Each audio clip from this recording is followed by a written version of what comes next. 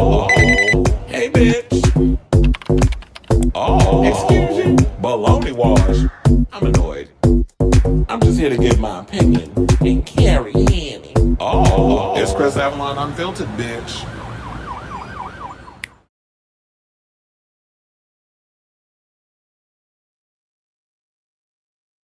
Yo, welcome and happy Monday. It's your boy Chris Avalon, and welcome to a brand new episode of Chris Avalon Unfiltered, a show we basically talk about all things going on in celebrity news, hot topics, pop culture, all that good stuff. Might even get a little political every now and again. So if that's a show for you, definitely stick around because we have a lot of tea to spill today, including some great news regarding Predator Badlands that came out over the weekend. It seems like everybody's liking it, except some of these incels who are calling it woke and Disneyfied and even calling the character of Det gay because he got a little, he a little sensitive up in this movie and has emotions and feelings and things. So we'll get into that story and my overall thoughts regarding that. Plus, it looks like people are excited to see this new Michael Jackson movie because it drew 30 million views in 6 hours, and they're already talking about the sequel. We talked about that before in regards to the whole splitting of the movie, but we'll get more into those details. Plus, it looks like Zach Cregger is fighting with Netflix because they wanted to just put his movie straight to streaming. He was like, no, I want a theatrical release. So now the film is at a stalemate while he is overseas currently working on the new Resident Evil movie. So we'll get into that.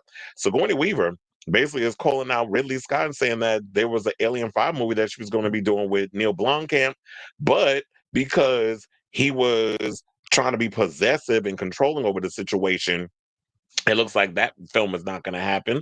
So it's about that. Plus, Jeremy Renner, we talked about this on Friday.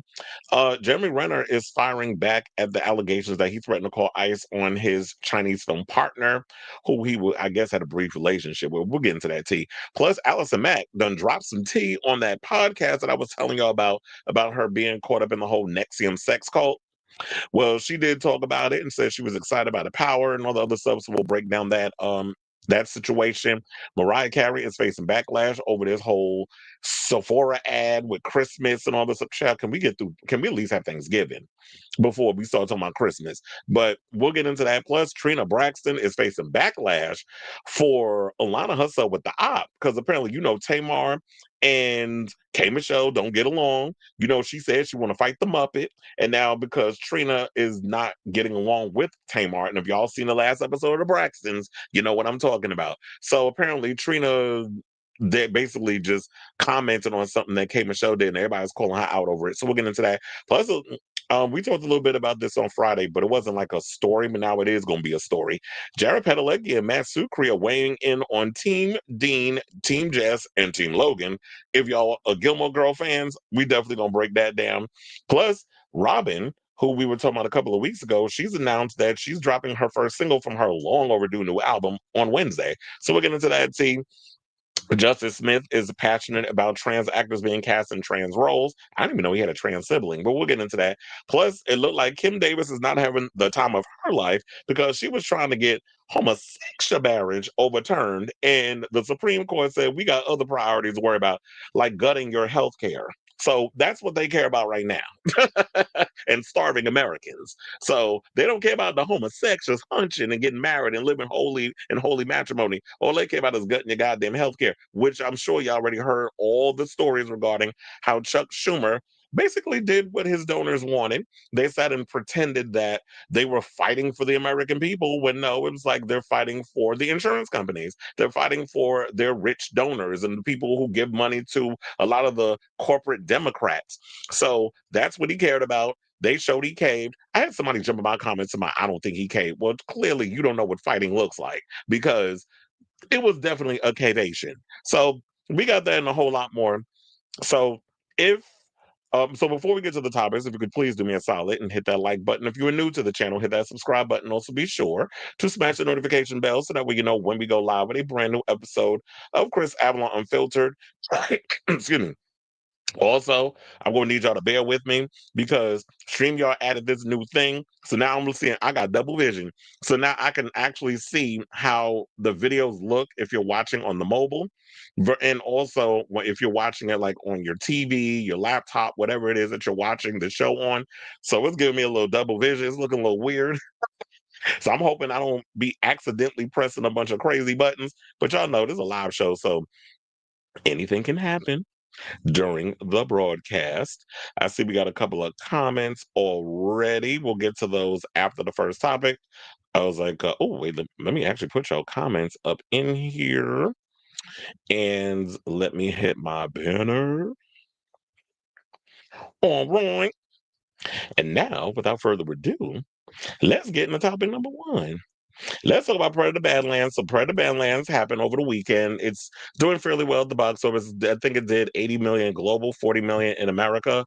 And the budget, I believe, is like $106 million. So they're gonna definitely make their money back. And I'm hoping and praying that it does, because it seems like, and this is what I was hoping and praying was going to happen, that a lot of people who were skeptical, they were going to wait to see, like, if people were going to go see the film, there'd be word of mouth. And now that the word of mouth is coming out, where everybody's saying, oh my God, this movie is good, I'm actually going to go see it again tomorrow. So you might get a late show. But I'm going to see it again tomorrow.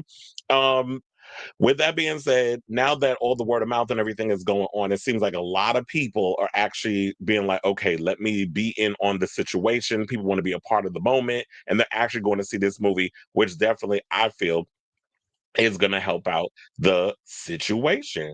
So, let's get into her. So, Predator Badlands is this weekend's apex predator at the box office, collecting a better than expected 40 million in its domestic debut.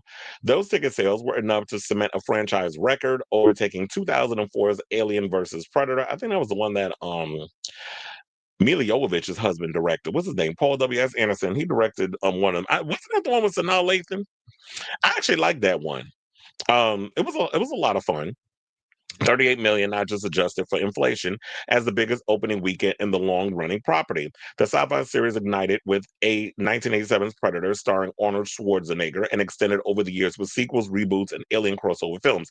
There's even like an alien crossover moment in this thing. Not that you're going to see a xenomorph, but the fact that Weyland Yutani actually plays a major role in this film. So I like the idea, because 20th Century is owned by Disney. They own the rights to Alien and Predator. So I like the fact that they do that. And hopefully we get an AVP reboot. And I hope that um the director of this film actually gets behind that, because Dan Trachtenberg has actually been doing a phenomenal job in regards to reviving the Predator franchise. Sidebar: if he's good with this, can we find a Dan Trachtenberg that can revive the Terminator franchise? Because to me, it seems like the people who've been behind Terminator, y'all don't know what the hell to do with that franchise. So we need like a Dan Trachtenberg to come in and maybe revive that franchise. Maybe that should be the next thing. Him and Fede Alvarez are really good at like taking old IPs and breathing new life into those franchises. He actually did another movie that I loved, which was 10 Cloverfield Lane. He did that one as well. And I've been also hearing rumors, I think Dan even mentioned this, that they're looking at trying to bring Arnold Schwarzenegger into one of the films. And my thing is this: I love Arnold Schwarzenegger. I don't know if it is needed that we have it in there. I mean, that would be nostalgia bait, in my opinion, if they brought in Arnold Schwarzenegger. But for the most part, I definitely feel like if there's a way that Dan can find a way to bring his Dutch character into the franchise and make him work, then I wouldn't be mad if they brought him in. But to me, I feel like if you're trying to move on and pass and like revive the franchise for a new audience, I mean, yeah, I grew up watching the Predator movies, but if you're trying to revive this franchise for the next generation, I don't think bringing in an old character from one of the original movies that came out in '87 is gonna do it any favors. Because quiet as it's kept, when I watched this movie, you didn't need to bring in an old character to get people interested. The story on its own, I thought, was phenomenal. And the fact of the matter was how y'all took somebody who was a villain and made them the protagonist of the movie. I thought was relatively interesting how they was able to do that. And one of the things is, I don't normally like when you give backstories to like iconic horror villains. For instance, Michael Myers, I already know how I feel about that, where Rob Zombie went over explain Michael's backstory, which made him not interesting. I like the John Carpenter mystery of he's just evil, it's a shape, it's just there. That's why he's killing. There's no, he didn't come up in a trailer home. His stepfather wasn't a dick. His mother wasn't a stripper. His sister wasn't a whore. The baby was just screaming. And so we didn't need all of that and him being bullied in school. Oh, this is why I'm going around killing people. It's like, no. I hate when y'all try to explain away too much. That's why I'm also feeling a way about this Aunt Gladys movie. I don't think we need it. I don't think it's She was good in weapons, but we don't need a whole backstory on why Aunt Gladys is the way she is. When y'all start explaining away too much of the thing, it takes away the mystery. However, in this case, Dan Trachtenberg found a way to make it work because we're talking about a specific tribe, and that's the Yachka tribe, where we're getting to know these people's customs and their culture and why they do the things they do. And these creatures is crazy with how they customs go, but it's kind of almost reminding me of like indigenous warriors, which is kind of like a companion to Prey, which is another movie that I love, by the way, that Dan Trachtenberg directed. So, to get back into the story now, Badlands is reviving a moribund box office with a pile of painful misfires in October, such as Tron Ares and The Smashing Machine. Revenues for the month have plunged to a 28-year low. November releases, including The Running Man, which, sidebar, is not getting the best numbers. They're talking about it's going to underperform, might bring in almost 20 million over the weekend. But that's probably going to be another one where it's going to have to be word of mouth that's going to push that movie. Because I like Glenn Powell, but to me, Glenn Powell's in the same spot as Sydney Sweeney. Who remember, rumors was they was hunching at one point while they was in prior relationships. They gonna be in the same boat where it's like y'all have that quality of star, or the industry is trying to push y'all on people, but y'all can't seem to open a damn movie. And we're gonna get into Sydney Sweeney in a minute. So hold on. So then we got Now You See Me 3, which, to be honest, the Now You See Me movies, I always found them to be a little pretentious and a little too smug. And I'm not really being won over by these trailers. So I don't really care whether or not this movie comes out. And we'll see, because it is a pre-existing IP. People seem to have liked these films. We'll see how well it does at the box office. I have no idea, but it's coming. And then, of course, we got Wicked for Good, which I kind of want to see, but I'm so sick and tired of seeing Cynthia Erivo and Ariana Grande holding hands and singing Kumbaya and having, I don't get that when the crying and all. It's like, okay, calm the fuck down. So they get on my nerves with the pretentious shit. It's like, we get it. Y'all like each other. Relax. So all of that extra stuff that they be trying to bring up in them films, I don't necessarily know if I care enough to even want to go to the movies and see it. So I'm kind of like back and forth, even though I did like the Wicked movie, which I waited until it finally popped up on Peacock to watch it. But nevertheless, I am kind of curious, but I don't know if I want to rush to the movies to see it. Kind of like Avatar. I still don't care about that franchise. It's pretty to look at, but the story is always convoluted, and it just comes across as not like, I can't. It's not a repeat watch. And I always like, if I'm watching a movie that's pretty and full of visual effects and action and stuff.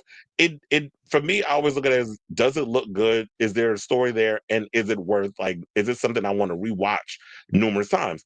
Predator Badlands is definitely that movie that you're going to want to watch multiple times. Trust and believe. So, and then also we have Zootopia 2 coming, but I think Zootopia 2, because it's animated and it's dropping around Thanksgiving weekend, that is definitely going to kill it at the box office.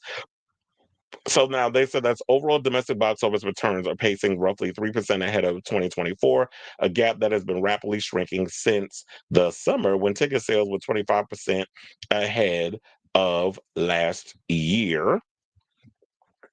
Predator Badlands shows how unpredictable the marketplace can be. All it takes is one over performance to get the industry back on track. And this is what ComScore's head of marketplace trends, Paul Dergarabedian, had to say. They said this is a great lead-in for what promises to be one of the better months of November for the industry.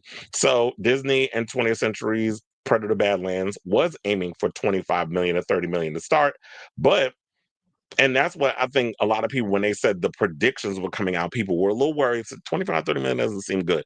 But the good thing is now it did go over the number. So it brought in 40 million, and it's so far 80 million, where the budget was 105 million. So they're going to make their money. And I don't think they're going to fall off that much during the second week, because now that word of mouth has come out in positive reviews, and I think it's got an A grade on Cinema Score, A minus, and I believe it's 90%. You can correct me if it went over, because the numbers, they fluctuate.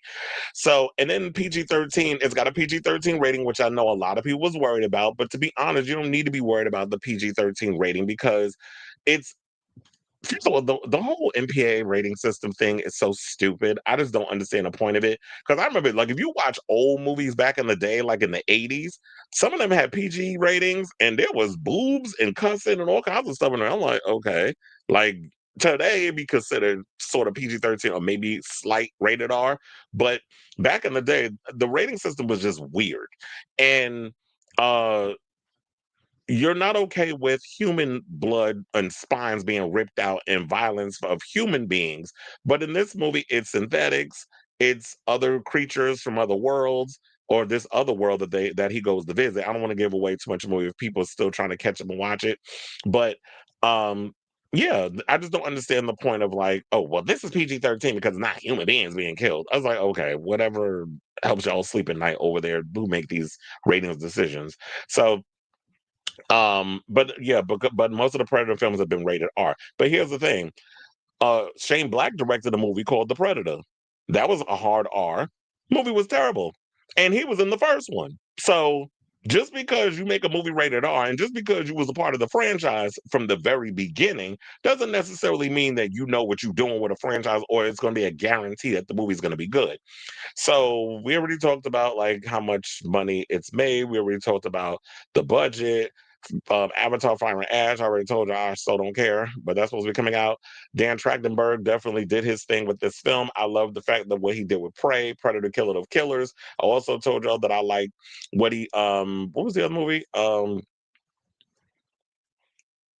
What did I say? With Mary Elizabeth Winstead when she was in that bunker. And Dan from Roseanne was in there. Cloverfield. Yeah, the Cloverfield movie. Y'all know what I'm talking about. It's funny how mentioned it earlier and I forgot the damn name. So for those of you not aware what the movie's about, it's about basically about an outcast alien hunter played by Demetrius Shuster Colomontanji, who you can actually see up in this picture. He's the one on the far end with the black and the all black. He plays the Predator, which I know people's like, wait, he look good outside of all of that stuff. He's a New Zealand actor, so I haven't really seen, or I can't think of anything that I've seen him in. And they shot the movie in New Zealand. And he kind of joins forces with an unlikely ally that would be a synthetic, played by Elle Fanning, and she plays two different roles in the film, who embark on a dangerous journey to defeat a menacing adversary. And it's basically like I just like the fact that they found something to come up with that was just different outside of the whole normal predator situation. So now after that, there was a lot of movies that came out that flopped at the box office. One of them being this movie called Die My Love with Jennifer Lawrence and Robert Pattinson. I don't think anybody cared. Rami Malek had a movie called Nuremberg. Nobody cared. Sydney Sweeney came out with that boxing movie that we've been hearing a lot about called Christie. And can we go on the record and just say that she's not a box office draw? I don't care how big your titties is. I don't care how far they try to push you for these MAGA incels. Y'all don't care enough. Y'all just want her to show her boobs and that's it. I guess y'all just gonna have to wait until season 3 of that show she's on, Euphoria, to be able to see if she do any kind of whole things. But for the most part, we get it. She's compelling in the film. People say she's good in the movie. Don't know much about this Christy lady. Just I ain't know nothing about that character that Dwayne Johnson played, the UFC fighter. Like, unless you deep like one of those deep divers into the lore of sports, you know who those people are. But you're giving these y'all always talk about this Academy Award stuff or try to pander to the Oscars. But for the most part, the general public don't care about these people y'all making these movies on. I don't care give a good goddamn how well they were in the film. And with Dwayne Johnson, he waited too damn late to want to be taken seriously as an actor because he was enjoying the fruits of the labor of being a big time action movie star. And now that he's getting up there in age, now you all of a sudden want to be a thespian. It's like everybody's like, okay, you were just mad late with it. So Sarah's Oil basically made, oh, that was one of the other movies that came out, 4.5 million from 2,400 theaters, came in fourth. And it's basically about a young black girl who finds oil on her land and becomes a millionaire at 11. True story. Child, don't let the government find out about that because they love stealing people oil. And I'm talking about the U.S. government. Nuremberg basically came in number 5 with 4.1 million from 1,800 theaters, which stars a psychiatrist played by Malik, who has to determine whether the Nazi Hermann Goring, played by Russell Crowe, is fit to be prosecuted at the Nuremberg trials.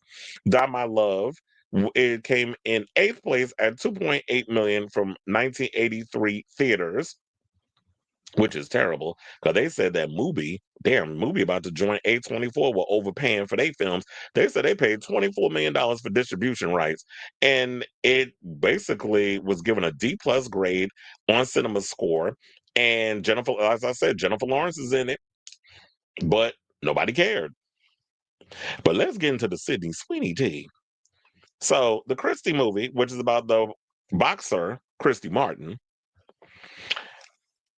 I came in 11th place with 1.3 million. I didn't say 13 million, I said 1.3 from 2011 theaters. And I remember them trying to say, well, we don't make movies for the profit. You're a fucking liar. Everybody makes movies for profit. Everybody wants their movies to make money. The fact of the matter was, why the hell did you put this little ass movie on 2000 theaters, knowing full on well the way y'all was, I didn't even know the movie came out, to be honest. And even if I would have known that it was coming out, I didn't care enough to want to go see it because I don't. Like to me, I just feel like I've seen like you've seen one boxing movie, you've seen them all. I feel like if I've seen Rocky, then y'all come up with like 800 different versions of the same goddamn film with no kind of nothing young, fresh and new, then I don't really care one way or another. One way or another. But anyway, moving on from that. So yeah, that was the box office so far. But moving on from that, let's get into this story about this Predator Badlands thing where people are calling it woke and Disneyfied. So the Hollywood Reporter did a review of Predator Badlands, which had fans raising eyebrows, calling the film a deft, disarmingly kind-hearted franchise entry, and even declaring this Predator is queer and we should say it. So Dan Trachtenberg's Predator Badlands is now in theaters, as y'all know, and while the movie received positive reviews from critics and seemed to be going over pretty well with general audiences so far, where it broke box office records over the weekend, some fans have been vocal in their disapproval of what has been described as the first woke Disney-fied Predator movie. Now, some of those criticisms could be seen as valid, where Badlands is indeed the first family-friendly film in the franchise because of the PG-13 rating. And while there's still plenty of action and violence, where there are no humans harmed during the making of the production, as I mentioned earlier, one could certainly argue that Trachtenberg's Prey follow-up does pander to a much younger audience to at least some degree. And I would actually love to see someone ask him this, and was that the intent? To pander to a younger audience. I mean, because I guess 20th Century is under the Disney umbrella, of course, people would take that stand in this whole situation. So the movie focuses on a runt Yautja teaming up with two women, one being a creature named Bud, who we find out is the daughter of the Kalisk, which is what um Deck, who is the lead predator, he's hunting because he is seen as a runt, he's seen as weak. The father wants the brother to kill him because he's like, you're the weak one of the family, you're the runt, you don't really have what it takes to truly, stand within the legacy of the Yautja or the Yautja. And so he goes to this planet to prove his father wrong, to go and kill the Kalisk, which is this regenerative creature that even his own father is afraid of. So he's like, well, I'm going to go there and prove myself. And amongst there, that's where he meets Elf, I almost said Dakota, that's the sister. Elle Fanning's character, who is this decapitated, as y'all see in the trailer. There's I'm trying to remember her name. What was it? Thea and Tessa, I believe is their names. Tessa's the other bitch that is played by, well, she's the other much stronger, synth from Wayland Yutani.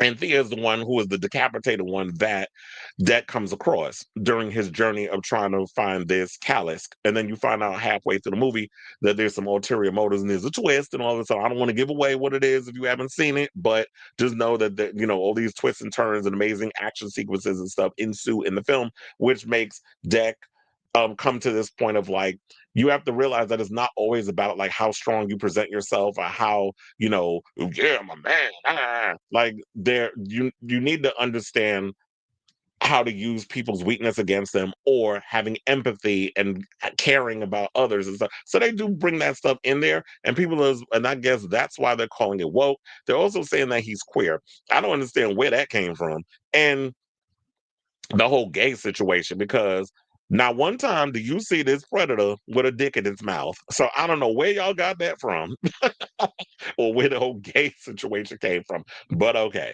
So and that's because I think they took that from the review of the film from the Hollywood Reporter, and they said that's the joke of a friend that I made as we walked out of Dan Trachtenberg's surprisingly soft-hearted addition to the Predator canon, a movie that pushes its franchise mythology in a decidedly sweet direction. Some viewers might miss the macho brutality of Predator's past, but Deck's adventures in self-confidence and chosen family may well satisfy plenty of others. This Predator is queer, and we should say it. So I don't understand why. So people being soft or empathetic and that sort of thing, that makes you gay. Like what? And you're talking about it was a joke, but um, it wasn't set up like one. So when you reading something, the minute people see a certain word, you already know that's going to be a buzzword. People going to run with it and create their own little discourse around this whole situation. So and then critic Richard Lawson almost immediately clarifies that he was joking, but here we are talking about it. So the fact of the matter is, Badlands makes zero references or allusions to Deck's sexuality one way or another. Some have drawn a parallel between Muir attempting, to remove the clan's weak link and father ostracizing his son upon learning that he's gay, which is fine, but it doesn't mean that what's actually going on in the movie. It'll be interesting to see if Trachtenberg and anyone else involved in the movie weighs in on the topic. I would love that there would be somebody who reads this article, and if you actually get a chance to talk to Dan about it, I would definitely love to hear what he has to say on this. So, um, with all that being said, here's my overall thoughts. So what if he's gay? Like, there are plenty of warriors, if you really pay attention to his. I mean, Alexander the Great, there was so many stories about him having sex, being sexual with men. We've always heard, like, when you have the Roman warriors, how they would congregate sexually with other men. That was sort of a rite of passage. This before Christianity's self-hating ass reared its ugly head and try to indoctrinate people with all these fears and stuff to keep your minds enslaved, but always got their hands slightly in your pocket, always wanting your money. So, you know, so there was that. So I don't understand why a man showing emotion and having empathy for others, whether they're human, synthetic, or alien, is deemed a negative. And caring for others or being sensitive to people's plight, in my opinion, I've always felt is not a weakness. In fact, I truly believe that it should be seen as a strength. So, and I'm also tired, as I've said many a times on this damn show, I'm tired of people using woke as a goddamn negative when all woke means is to stay vigilant and be aware of what's going on around you, particularly pertaining to Black people being aware of white races. Because woke is a Black term that, once again, our isms, our terms have been hijacked and flipped and reversed and weaponized as a negative, which is what they love doing in this country, particularly.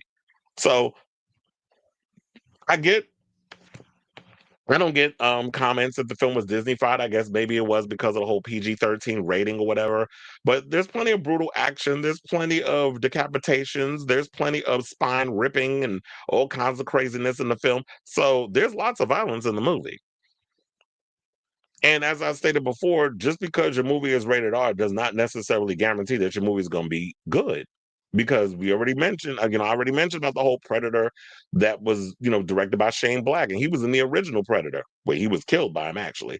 Because we all know, like, if you've seen the original movie, the only one that survived was Arnold Schwarzenegger. So the moral of this story, I truly believe, is like the more men show empathy and compassion, the better man you will become. So, and that's what Deck learns in this film. So go see the movie. Don't listen to these haters. It is a good film. It's not woke garbage. It's not gay. To actually have empathy and to care for your fellow woman or your fellow man. So I say all this to say, what do you guys think of this story? Have you checked out Predator Badlands? Are you planning on going to see Predator Badlands? What do you think of the box office results? Are you surprised that yet again Sydney Sweeney, they trying to, like her, they trying to make fetch happen, child. And the people have spoken. They don't care about her. They don't care to support her movies. and y'all keep trying to push her on us, and the people have spoken. And so, how many chances y'all gonna give her before y'all like, okay, we need to move her to the back? She got another movie coming out actually, I think around Thanksgiving. Or no, it's supposed to be coming out around this. Child, y'all setting up for failure. The around Avatar, it's supposed to be some, was it The Housemaid or something or another that she's supposed to be in that film.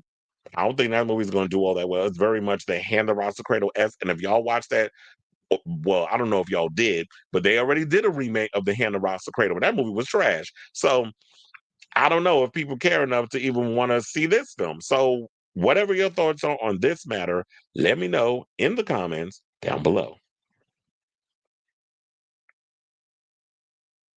All right, y'all. So now let's see what the people are saying. Send you an interesting article about the plunging sales of Funko Pops and how they could possibly be going out of business within the next 12 months. I'll have to check that out. Um, I know it's people that I know friends of mine that love Funko Pops. I need to check in with them and see how they feel it. But I've never seen the whole appeal of Funko Pops. I only managed to get one Funko Pop, and that was back when I worked at AMC. And I got a Kylo Ren Funko Pop that I managed to get after doing one of the premieres. Hey, said the mermaid. Sent a screenshot because your live stream looks different. Your vertical video. Yeah, there's two different things. There's a vertical for the phone and then the horizontal for the thing. So I told you I have two different things going now with the show, which is fairly interesting, by the way. So I was like, how this looking? How you looking? So yeah, like with when you watch it on the phone, that's what it does. But I'm hoping like well, I don't think it'll affect my YouTube when I have to do the whole doing the video thing and I post them up on the thing. But I have to see how they look. If I don't like it after watching the playback, then I'm gonna change it back to the original thing. Girl, I don't think we're gonna have a Thanksgiving where everybody I'm not even celebrating Thanksgiving. I already told, or maybe I didn't. I'm gonna just give me a little hen, like a whole chicken.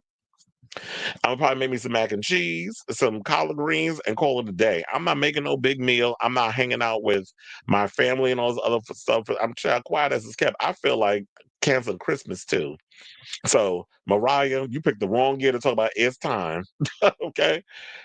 Thanksgiving is really a thing, given it's only an American holiday. I think that's what killed it. The internet killed the local, but y'all, that's the holiday of genocide any damn way. Okay, beyond weak ass Democrats. Glad you made it. So glad you made it. Look how far you come, my baby. We said Chris got superpowers now. Shout out to Shania. Hey, Mermaid Twin. How you doing? Mm-mm. How many? Who knows? I can't even keep up. Probably about as many timelines they got in the MC damn you. You said a franchise record. That means it's not much. Well, that means the movies wasn't really doing that well before. I stayed in and saw Frankenstein. It's that too.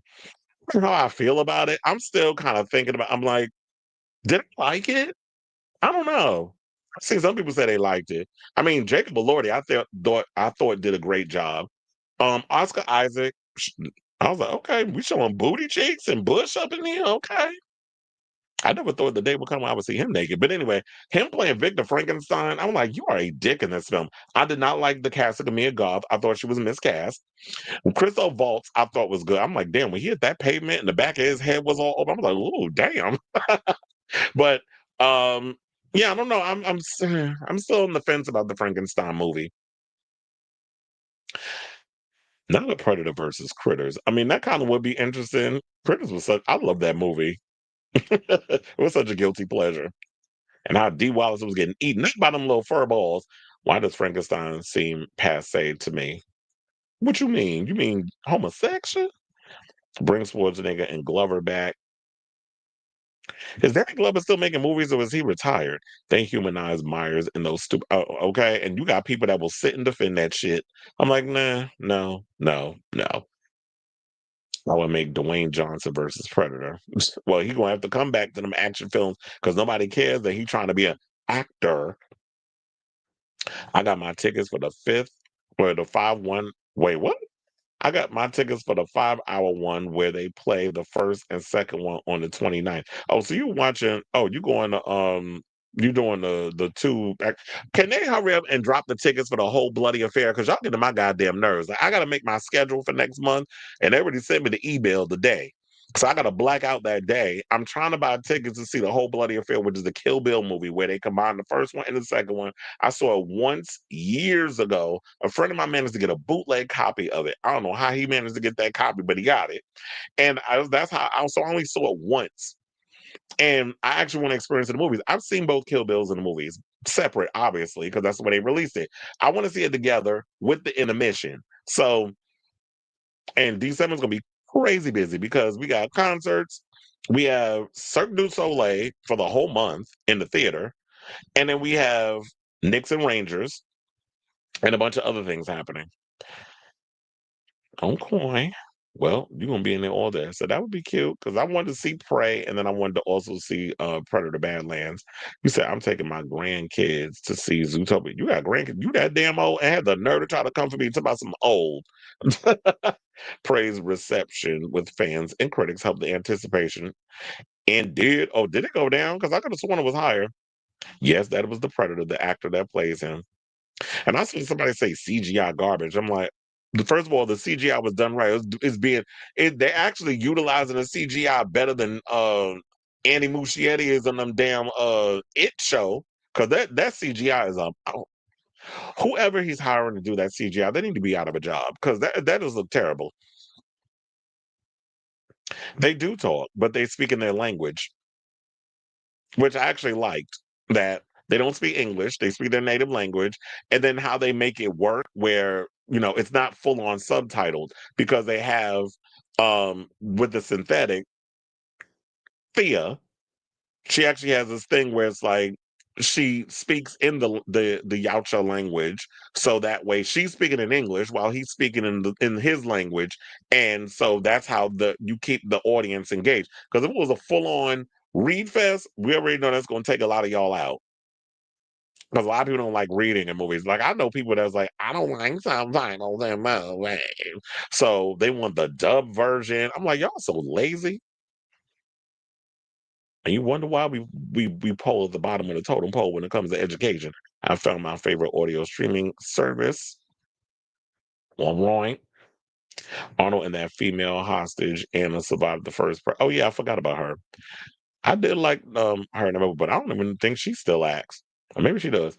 You bought a lot of Marvel Funkos. Well, look, they're about to go out of business. I have 3 Funko Pops, but only one I still care for is my Eddie Munson that I got during release week of Stranger Things 4. I was thinking about getting Gilmore Girls Funko Pops. Well, you better get them now before then they might be worth something down the road.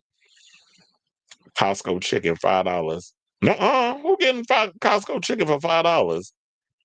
First of all, if it's that cheap, it's staying in the damn store. And said that CGI Welcome to Dairy was a mess. Not scarier than Pennywise. It's like who's the scariest, Pennywise or that horrible ass CGI job? Like you had one damn job. Anyway, speaking of jobs, let me get back to my job. And let's talk about Michael Jackson. So the Michael Jackson biopic trailer, I don't know if y'all seen it, but I'm sure you probably have seen it by now. But it looks like that it was a huge hit amongst people because I know like there's been drama regarding the whole Michael Jackson biopic. There was some, the whole mess that was behind it. Apparently, I didn't know what the hell I was talking about because there was multiple reports that was coming out that the estate screwed up because they had spent all this money on the third act, which was supposed to tackle the Michael Jackson molestation case. But then there was a loophole that apparently they didn't read the fine print, where they basically stated that any kind of settlement that was done with this particular family, whatever, you cannot address any of this in the trial. That's why I had to cut all that out. They had to do a bunch of reshoots and whatever you may have. So then there was a whole bunch of work that was done. Now they're talking about they wanted to split the movie in two. Now the word comes that they're not splitting the movie in two. They already have enough footage left over, but they want to, I guess, add to what they have. And should this thing do well, then they can talk about doing a sequel, which it seems that because 30 million people went and watched the trailer, we may be getting that. So, in just 6 hours after dropping on November 6th, the first teaser for Michael from Lionsgate racked up over 30 million views, 50% more than what John Wick 4 delivered in its first 6 hours. The news comes from Lionsgate Motion Picture Chair Adam Fogelson on this afternoon's evenings call. So, the Michael Jackson biopic from director Antoine Fuqua and Bohemian Rhapsody producer Graham King is a highly anticipated tentpole for the Santa Monica, California studios, scheduled for a April 24th, 2026 theatrical release. Lionsgate's C- suite was also asked by an analyst to provide an update on whether the second half of Michael was still in the works. Lionsgate had to break up Michael into two parts, not only because of the original cut's 3.5 hour length, but because footage was shot centering around one of Michael's accusers. Their settlement with the singer's estate guaranteed they'd never be dramatized. The Jackson estate overlooked this detail while putting Michael in development. And it's funny, I say this is coming from an actual trade deadline. So people who want to jump in my comments and talk about, well, there's no proof, an actual trade that is at the mercy of what they can and cannot drop from studios is saying this. So I think I know what I'm talking about when I'm actually telling you guys this, and now it's coming out from major trades that are saying this. You're welcome. Since y'all don't want to do the damn research, and when I say y'all, the person who jumped in my comments and said this shit know who the fuck I'm referring to. Now back to the story. So, addressing the optionality for a second half of Michael Ferguson replied, since the last time we worked together on an earnings call, we've had the great pleasure of seeing the director's cut of the first film, and it's exceptional. He continued, he said, while we're not yet ready to confirm plans for a second film, I can tell you that the creative team is hard at work making sure that we're in position to deliver more Michael soon after we release the first film.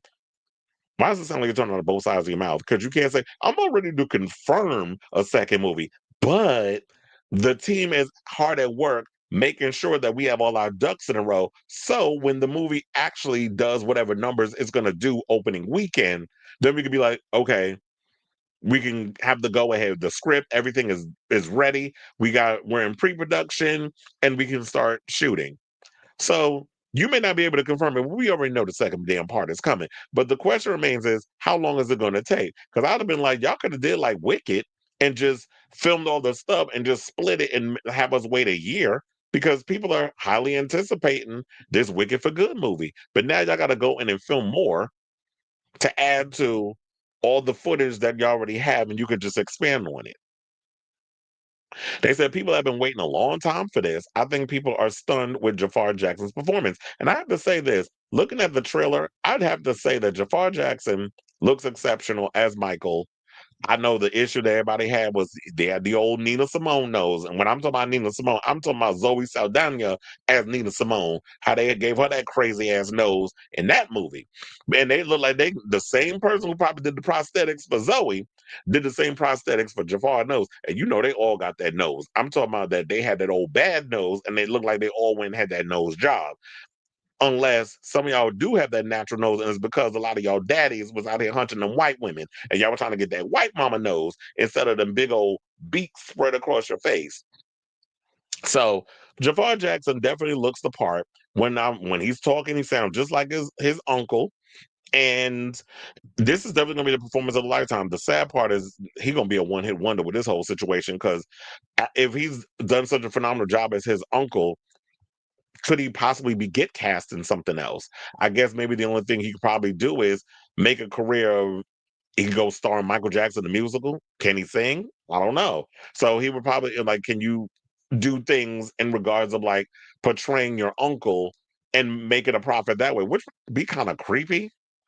But if you got the bug, how do you continue that? Because it just seems like after Michael, what other use would there be for you in any future films? Because that's all people going to say is like, oh, look, it's just, you look a little too much like Michael. What is there to cast you in? They're going to remake Captain EO? Like, what? I don't know. So the trailer looks good. I'm excited to see the film, and y'all already know how I feel about biopics. I don't particularly care for them. I always feel like it's a bunch of BS. The same person that wrote Bohemian Rhapsody wrote this script, and y'all know I hated Bohemian Rhapsody. So if y'all went and queer washed him, y'all probably gonna whitewash everything that's or blackwash, whatever the kind of washing. Y'all gonna just water down Michael's story, and we're just gonna be so caught up in, oh, he looks so much like Michael, he moves so much like Michael, and he does all the isms, but is it going to be just style and no substance? Like these are the things that I've just been kind of curious about, but I guess we won't know until the movie comes out in mid 2026. So in the meantime, I definitely want to hear from y'all. What do you guys think of this story? Are you excited to see this new Michael Jackson biopic? What did you think of the trailer overall? Whatever your thoughts are, let me know in the comments down below. All right. You said the new episode freaked me out. That old guy. He said my Costco got baked chickens for $5. Child, I watched the trailer and didn't get anything out of it. Maybe yeah, I didn't. When I watched the trailer, I'm like, okay, we get to see what he looks like. He's doing all the Michael Jackson isms. Hmm. But that's about it, child. Say what now? Hold on. Madonna's engaged. Girl, are you crazy? She's stupid. She said, I said goal. First of all, I think she being funny because she got a soccer ball on her damn finger. So, um, unless it comes out that she actually is engaged to be married, um, we'll see. We won't prenup. We won't prenup. In the words of Kanye. So, ma'am, you better get a prenup. Oh, look. I guess now Facebook is allowing comments and stuff to come in because y'all was giving me issues before, but it looked like we good. Michael Townsend says his nephew is handsome, but MJ is so iconic. It's hard for me to look at anybody trying to play him. Antoine Fuqua is a great director, though. Yeah, I'm a big fan of Antoine Fuqua's work. Like a lot of the movies he's come out with, I'm a big fan. So I'm looking forward to seeing what he's going to do with the role. I mean, with the film. But whenever it comes to any kind of biopic, I'm always a little bit on the fence when it comes to that. So I'm gonna just wait until the reviews, everything comes out before I draw an overall conclusion. But I'm like I said, I'm gonna just straddle that fence until I can pull all these splinters out my ass. But in the meantime, I'm gonna just be straddling the fence, the wooden fence, because that's the only one that can give you splinters in your ass. So I got excited, but I grew up with Michael Jackson, as did I. We don't need any other trailer. One trailer only, please. Well, no, people are gonna actually want to have more detail in regards of what's the movie about. Like so I'm sure they're gonna drop enough. They're gonna have to, especially when around the time of the Super Bowl, they're gonna need one of those, and then closer to the release, which is what did I say was April. Well, they're legally not allowed to cover the cases. What else can they cover? So apparently, somebody didn't even read the fine print. Because, yeah, it's like in his later years, it was more or less about the weird stuff he was doing, all the allegations that was coming out. So that pretty, and the drug use, the propofol, and the prescription medications, and the self medication. And so you have to be able to cover the later years, which we all know that his daughter is not all that excited about. So we'll see what they do. Not a pigeon child. Mother, nuh-uh, not y'all up in here using my term. Shout out to me and this show. I just love how I be coming up with terms and things, and everybody up in here using them. Shout out to Michael. He said Madonna is enjoying her sugar mama years. That's why I say ain't no way in hell she marrying that man. You know, Madonna chews him up and spits him out. The smartest thing she would do, look, let these young boys just clean your pipes. And it's what I keep saying about Jennifer Lopez. Stay single, count your coins, take care of your kids, spoil the hell out of them. But let these boys run around being a little boy toy. Hello, you did wear a boy toy belt. You have a whole boy toy situation. Keep running around with your little boy toys on the leash and let them clean your pipes and tell them, tell me about my eyes. Tell me how pretty I am. Like, just do that and keep it moving. Shit, if I had that kind of coin, that's what I would be doing. Who needs love when you could just have somebody cleaning your pipes? Or for my case, I'll be cleaning them. I'm sure they want to see the family dynamic in the movie too. Well, yeah, there needs to be that. And who's going to portray Prince, and Paris? Because they both got the same damn name. Which I'm like, Michael, what the hell was wrong with you? You gave both your sons the same freaking name. Not to sound shady, but I would have loved if they reenacted. Can you imagine in the second one they actually do that? And then I'm kind of interested to see how they gonna do the makeup to make Jafar light skin.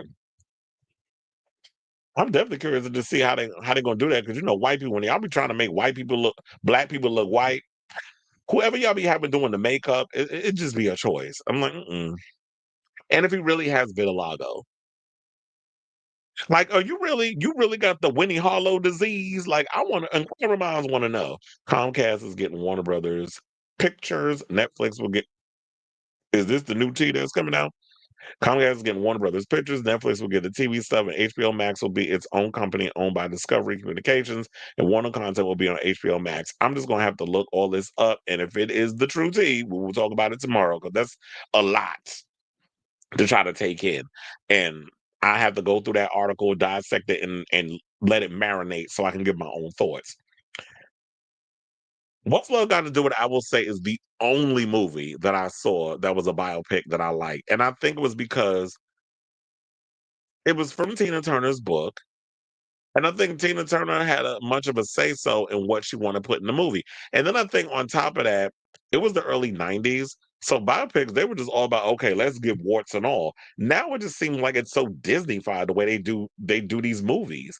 Y'all want to sensationalize it. Like it's kind of like it's giving Ryan Murphy. Like y'all just it just feels very self-serving. It doesn't feel authentic. So, but what's all got to do with that felt like that was some real ish that Tina Turner obviously approved. Not gonna lie, most of my excitement for a Michael Jackson biopic stems from seeing Michael's sister in the movie. Well, which one? Because Janet's in it, right? Is in Latoya. Is Rebe up in there? I wonder if they're gonna have. They should have her sing Centipede. That's the only reason why I want to see Rebe because I want her to do Centipede. Centipede was my shit back in the day. When the centipede is hot. He said, I was told Janet isn't included because outside of Scream, why would she? I heard she was. That there's an actress that's playing her. And I know Kat Grammer's playing Diana Ross. Excuse me. I just happen to have vitiligo while warning white women and white kids and the history of being with young white friends. You got the vitiligo. Angela Bassett should have damn sure should have. Her and what the hell's his name? Lawrence Fishburne. That's around the time when I met him. It was around that What's Love Got to Do with the era. I told him when I was in school, like he was good friend. He was good friends with my teacher, Copper Cunningham, who was an actress. Um, and got to meet him and have lunch with him and everything. Diana Ross played a huge hand in the Motown success and was the mother to him outside of Catherine. Because when Catherine couldn't be limping on that road with him, it was Diana Ross that was there. Hmm. All right, y'all. So let's get back into the rest of the show. Let's talk about this drama surrounding Zach Cregger. So y'all sitting here, there was something that was mentioned earlier about Netflix. I don't know how I feel about Netflix in regards to them trying to have ownership of Warner Brothers Discovery. I'll have to dig into that story to find out what kind of situation. And that's one of the reasons why I don't want them to have it because of this situation that Zach Cregger is dealing with. So some of y'all may not know, but Zach Cregger, who just had a big, huge, successful hit over the summer, well, towards the summer's end, with weapons, is currently overseas directing Resident Evil. I believe he's in where is it? Because I saw that he's I forget what it says. It'll probably be in the article. But yeah, he's currently out of the country right now filming. I think he's in Prague, but he's filming the new Resident Evil movie. And he was supposed to direct a movie for Netflix called The Flood. It's a sci-fi movie, thriller, whatever. And then come to find out, Ted Sarandos, who was the co-CEO of Netflix, basically said that he doesn't want this movie to go into theater. Whereas it's weird to me because you just let Frankenstein be in the movies for what, 2 weeks before it just hit Netflix on Friday. And after the success of K-pop Demon Hunters, which is getting multiple Grammy nominations, is doing fairly well at the box office still, and you're still letting it rock in the theater. Because I think they released it, then they took it out, now it's back in theaters again. So I don't understand this game that he's playing where he really thinks like everything, we'll just throw everything on Netflix, quality over quantity, or quantity over quality, I should say, because he just cares more about just having 100,000 programs on Netflix, and then we just got to sit and try to find something to watch rather than actually taking the time to create quality, memorable entertainment. Now you're talking about he don't want to release this movie in theaters, and Cregger and Zach is pissed off about it, and now the movie's in limbo. So shout out to World the Real for the story, but the story actually comes from, I believe, The Wrap. So Weapons was the type of film that breaks out your career in ways unimaginable. Cregger can do whatever he wants at the moment. He has the future in his hands. Hell, he's getting paid $20 million to direct Resident Evil, which is usually the type of feat only reserved for the likes of Scorsese, Tarantino, and Spielberg. However, because what was it? He only directed, if I'm not mistaken, only 2 movies, which is weird that he's getting 20 million already because he did. Oh my God, what was the name of the movie with Justin Long when they was in the Airbnb and that creature was in the basement? He did that movie, which was a huge hit, and then he also did Weapons, which was a huge hit. And then you could just command 20 million after 2 movies? That's crazy, but okay. So with his busy schedule, he's also supposed to direct a DCU movie called Henchman. And as I mentioned, The Flood, which is a sci-fi script he's already written, attached with Netflix, and he's hinting at doing next. However, the movie might not get made because of fucking Ted Sarandos. So according to The Wrap, Netflix chairman Dan Lin flew to Prague this summer where Cregger was preparing Resident Evil, which is, a Sony property, to persuade him to direct a sci-fi project for the streamer. However, the main point of contention appears to be Netflix co-CEO Ted Sarandos, who has reportedly rejected the idea for a theatrical release for The Flood. With Cregger insisting that he wants to film the debut in theaters, the project is now in limbo. The real question is whether Netflix backs down or they let Cregger take it out to a different studio, because Zach remains committed to a theatrical release. An individual with knowledge of the situation told The Wrap. Plot details are currently being kept under wraps for The Flood. Now, this isn't the first time Netflix may have lost a filmmaker over its strict no theatrical policy. Joseph Kaczynski turned down the streamer's offer for F1 over its lack of theatrical plan, which means that's why what was it, Apple TV or Apple picked it up and put all the money behind the film because I think the budget was 300 million, and the movie was a success. So who the hell wants to look at a movie like F1 about race cars on a TV in their house? I understand like TVs are 4K. They look like they're popping out this like the TV, the technology has gotten way better. The sound bars have gotten way better. The creation of being in the confines of your house. Yes, everything has gotten better with the home systems. However, there's certain event type situations where I feel like now movie theaters are becoming an event thing. Yeah, they're becoming a little bit of a much of a relic. A lot of the old heads are still trying to hold on to the whole theatrical thing, which I feel like at this point, theatrical releases need to be more of a cultural event where it's kind of got to be like Barbenheimer or something or another like that, where people can't feel like they're missing out on seeing a movie in theaters, like a Superman, like a Predator Badlands. These are movies that needs to be seen in a theater. When you look at Weapons, that is a movie that needs to be seen in a theater on a big screen. So when you look at these type of films, those need to be released. Me, I'm thinking The Flood, if it's a sci-fi type of film and Zach Cregger's being behind it, that's definitely something I would want to see in a theater. A movie like Christie, with big boobs, that need to go straight to streaming. Ain't nobody paying $17, $18 to go see that shit in no theater. Same thing with the Smash Machine. Nobody's going to the movies to see that. Nuremberg, nobody's going to the movies to see that. Drop that on a damn streaming service. But when you're looking at these movies like an F1, when you want to see all the cars and stuff and doing all the stuff, you want to see and feel that.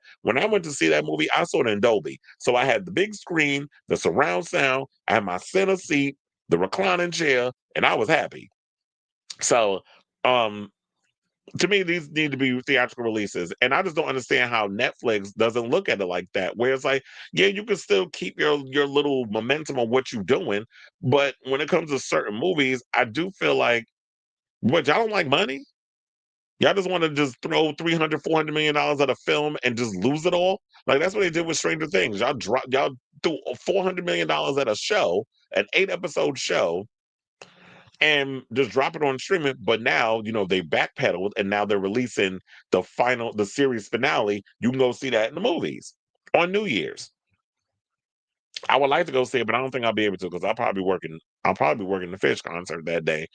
So, um, the question, and then also that's on my track. Aren't y'all about to release the new Knives Out movie in theaters? So I don't understand why y'all want to do this whole nitpicking. And then also, let's not forget Greta Gerwig.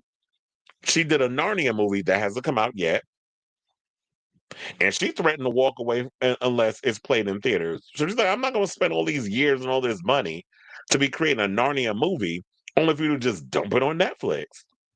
And that's the thing with Netflix. Like, you watch something on the streaming service, we talk about it for like 10 minutes, and then we done moved on.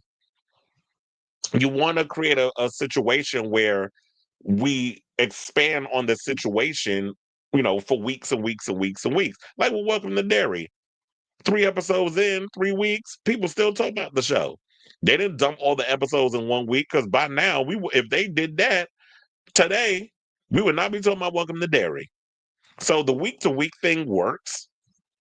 Netflix is trying to, I guess, do their own little version. We're going to release a couple episodes this week. Then you wait 6 more weeks, we'll drop more episodes. And then another 2 weeks, we'll drop So they're trying to break it up. But whatever. I don't know. I just guess Netflix don't like money, apparently. So I understand like Netflix has this attitude where they feel like the whole theatrical experience is going to be obsolete. And so that they're trying to just be like, look, streaming is the future. And yes, to an extent it is. But um he's someone who, and there's a couple of us, like I'm a big movie guy. I love the theater experience. And that's what you want to hold on to that. I know the next generation, they don't care. They watch it on their damn phone. I'm sorry, I cannot watch a movie like this looking down at my phone. Y'all gonna be all walking around like this by the time you 50. Who wanna be walking around with their neck the bone in the back of the back of their neck standing up, and then they spine, and basically y'all all looking down at the floor. You can't even see what's ahead of you because y'all all like this all day. People literally be walking doing like that. There's drones, zombies in their own tech, and in the phone. So I do think that the theater industry needs to find a way to preserve the theatrical experience for as long as possible. But I don't know. It just seems like, while I do like some of the things that's on there, they're just not interested in wanting, I guess, release the movies the normal way. They just want to do what they do. And if directors don't want to play ball, you have a right to walk away. And if it's your IP that you've written and you're passionate about, try to find a studio that's gonna be able to go with your vision. So I say all this to say, what do you guys think of this story regarding Zach Cregger's movie being allegedly stalled at Netflix over this whole lack of theatrical commitment from the streamer? So whatever your thoughts are, let me know in the comments down below. Right. So let's see what the people's is saying. He said, "My nose has been a long gone." It's a 20 million for resident. He's getting paid 20 million. I kind of wonder how much the actors is getting paid. But a lot of the actors are relatively unknown. The only one that I know that's in the show, in the movie, is Callie Reese, who was in oh my God, I forgot the name of the show with Jodie Foster. She was the indigenous cop. I know she's in that show. She's in the movie, but I don't know if they have any of the characters from the games that's going to be in it, or this is a whole new just regular people in Raccoon City, and then we might get some cameos and Jill Valentine and them. I don't know what the script is going to be. Barbarian, thank you. Please let it be good. Okay. Well, Zach Cregger's behind it, so I'm guessing, so far it is going to be good based off of his track record. But yeah, please don't mess this up. Zach did stoner comedies before finding success with horror. It's funny how a lot of people stem from comedy and then go into horror. Some have been successful at it, Zach Cregger, and some have not been so successful at it. David Gordon Green. If the Chris Redfield character ain't a clock, here you go. Any thoughts on the Rock and Roll Hall of Fame induction? I love to see. I didn't get to watch any of it yesterday. I totally forgot or when was it, Saturday or yesterday when it happened?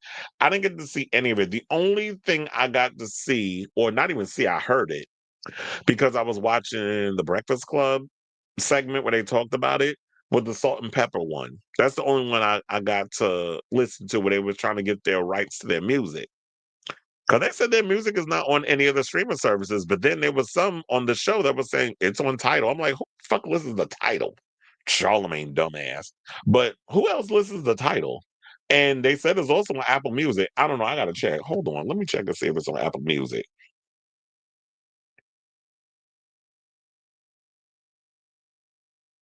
It says Salt and Pepper. Brand new.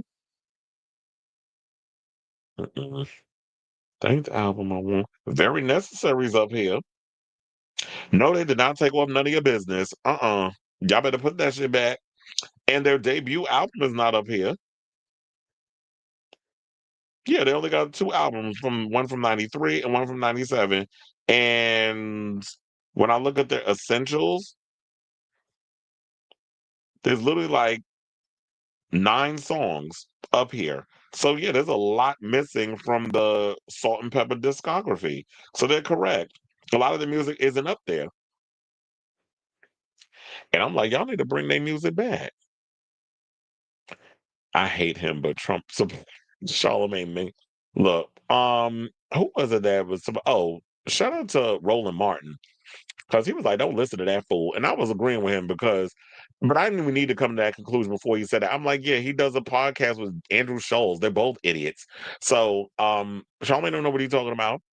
And Roland Martin was saying that. But even before then, when he had Mehdi Hassan on the show, and this is around the time when Zoran pretty much won the mayoral candidacy in New York, he had to set Charlamagne straight. He was like, oh, you gonna blame the Democrats for the shutdown? No, this is all on Trump, but with all the latest that's going on with the Democrats cucking, cuck Schumer, which we should start calling him, bending the knee, which I believe was the plan all along. It's the illusion of let's pretend like we fight and let it go on for 40 days and 40 nights, biblical term, since y'all like the Bible so damn much. Let's use the terms, right? Now, with all that being said, that we can sit and show and pretend we fighting. It's like, okay, 40 days, and what deal did you got out of it? A pinky swear on a vote? Like what? This is what all this was over.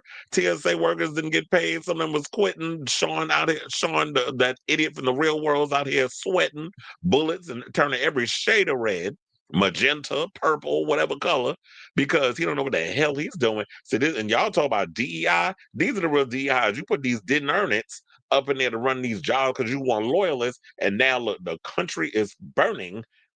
The world's on fire. Well, the world being the United States is on fire, and what? Things are just getting worse under this administration.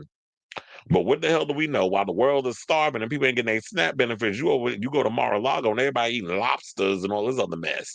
I hope they all got food poisoning. It's a reliance on Hollywood's bad decisions and an increase of affordable streaming choices. People are saying, "I wait." That's another thing too, is that y'all ruined it with at the end of the month, these movies will pop up on streaming.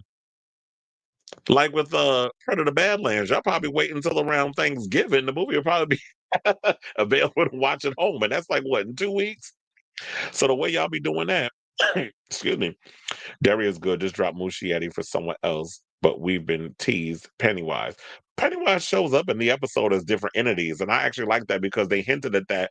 Well, not hinted, but they kind of they, excuse me, it's in the book where he manifests as other creatures, and in the Andy Muschietti movies, they kind of did that where he would show up as different things. It's just Pennywise the Clown is the most iconic form that he takes. And I don't think we need to drop Andy Muschietti because Andy Muschietti, in my opinion, has done a phenomenal job with the episodes so far. My only issue with him, especially like with the stories and everything revolving the kids, and nobody's safe in that. So I like the fact that, okay, we got kids in here getting killed because y'all always be talking, well, in the words of my man from my favorite movie, The Professional, no women, no kids. So y'all don't want to kill the kids, but they like, oh, in here they killing kids and everything. And so I don't have an issue with what he's doing with the franchise. My issue is the CGI is just terrible. And they've been with all of his movies. Some of the CGI in it, I didn't really like. I didn't particularly care for part two. The CGI in The Flash was terrible. And now it's like it's here in this situation. Cinderella was there last night, so they didn't really disown her.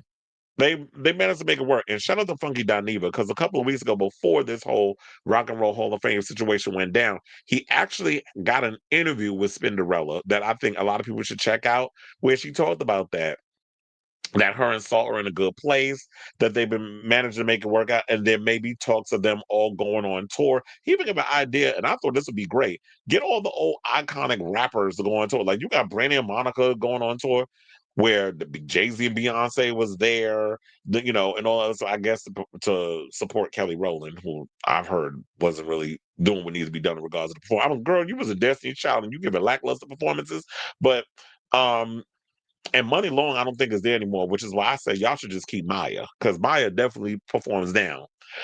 Um, but I was like, y'all should just do an old school female rap situation. You get Lil Kim, you get Salt and Pepper,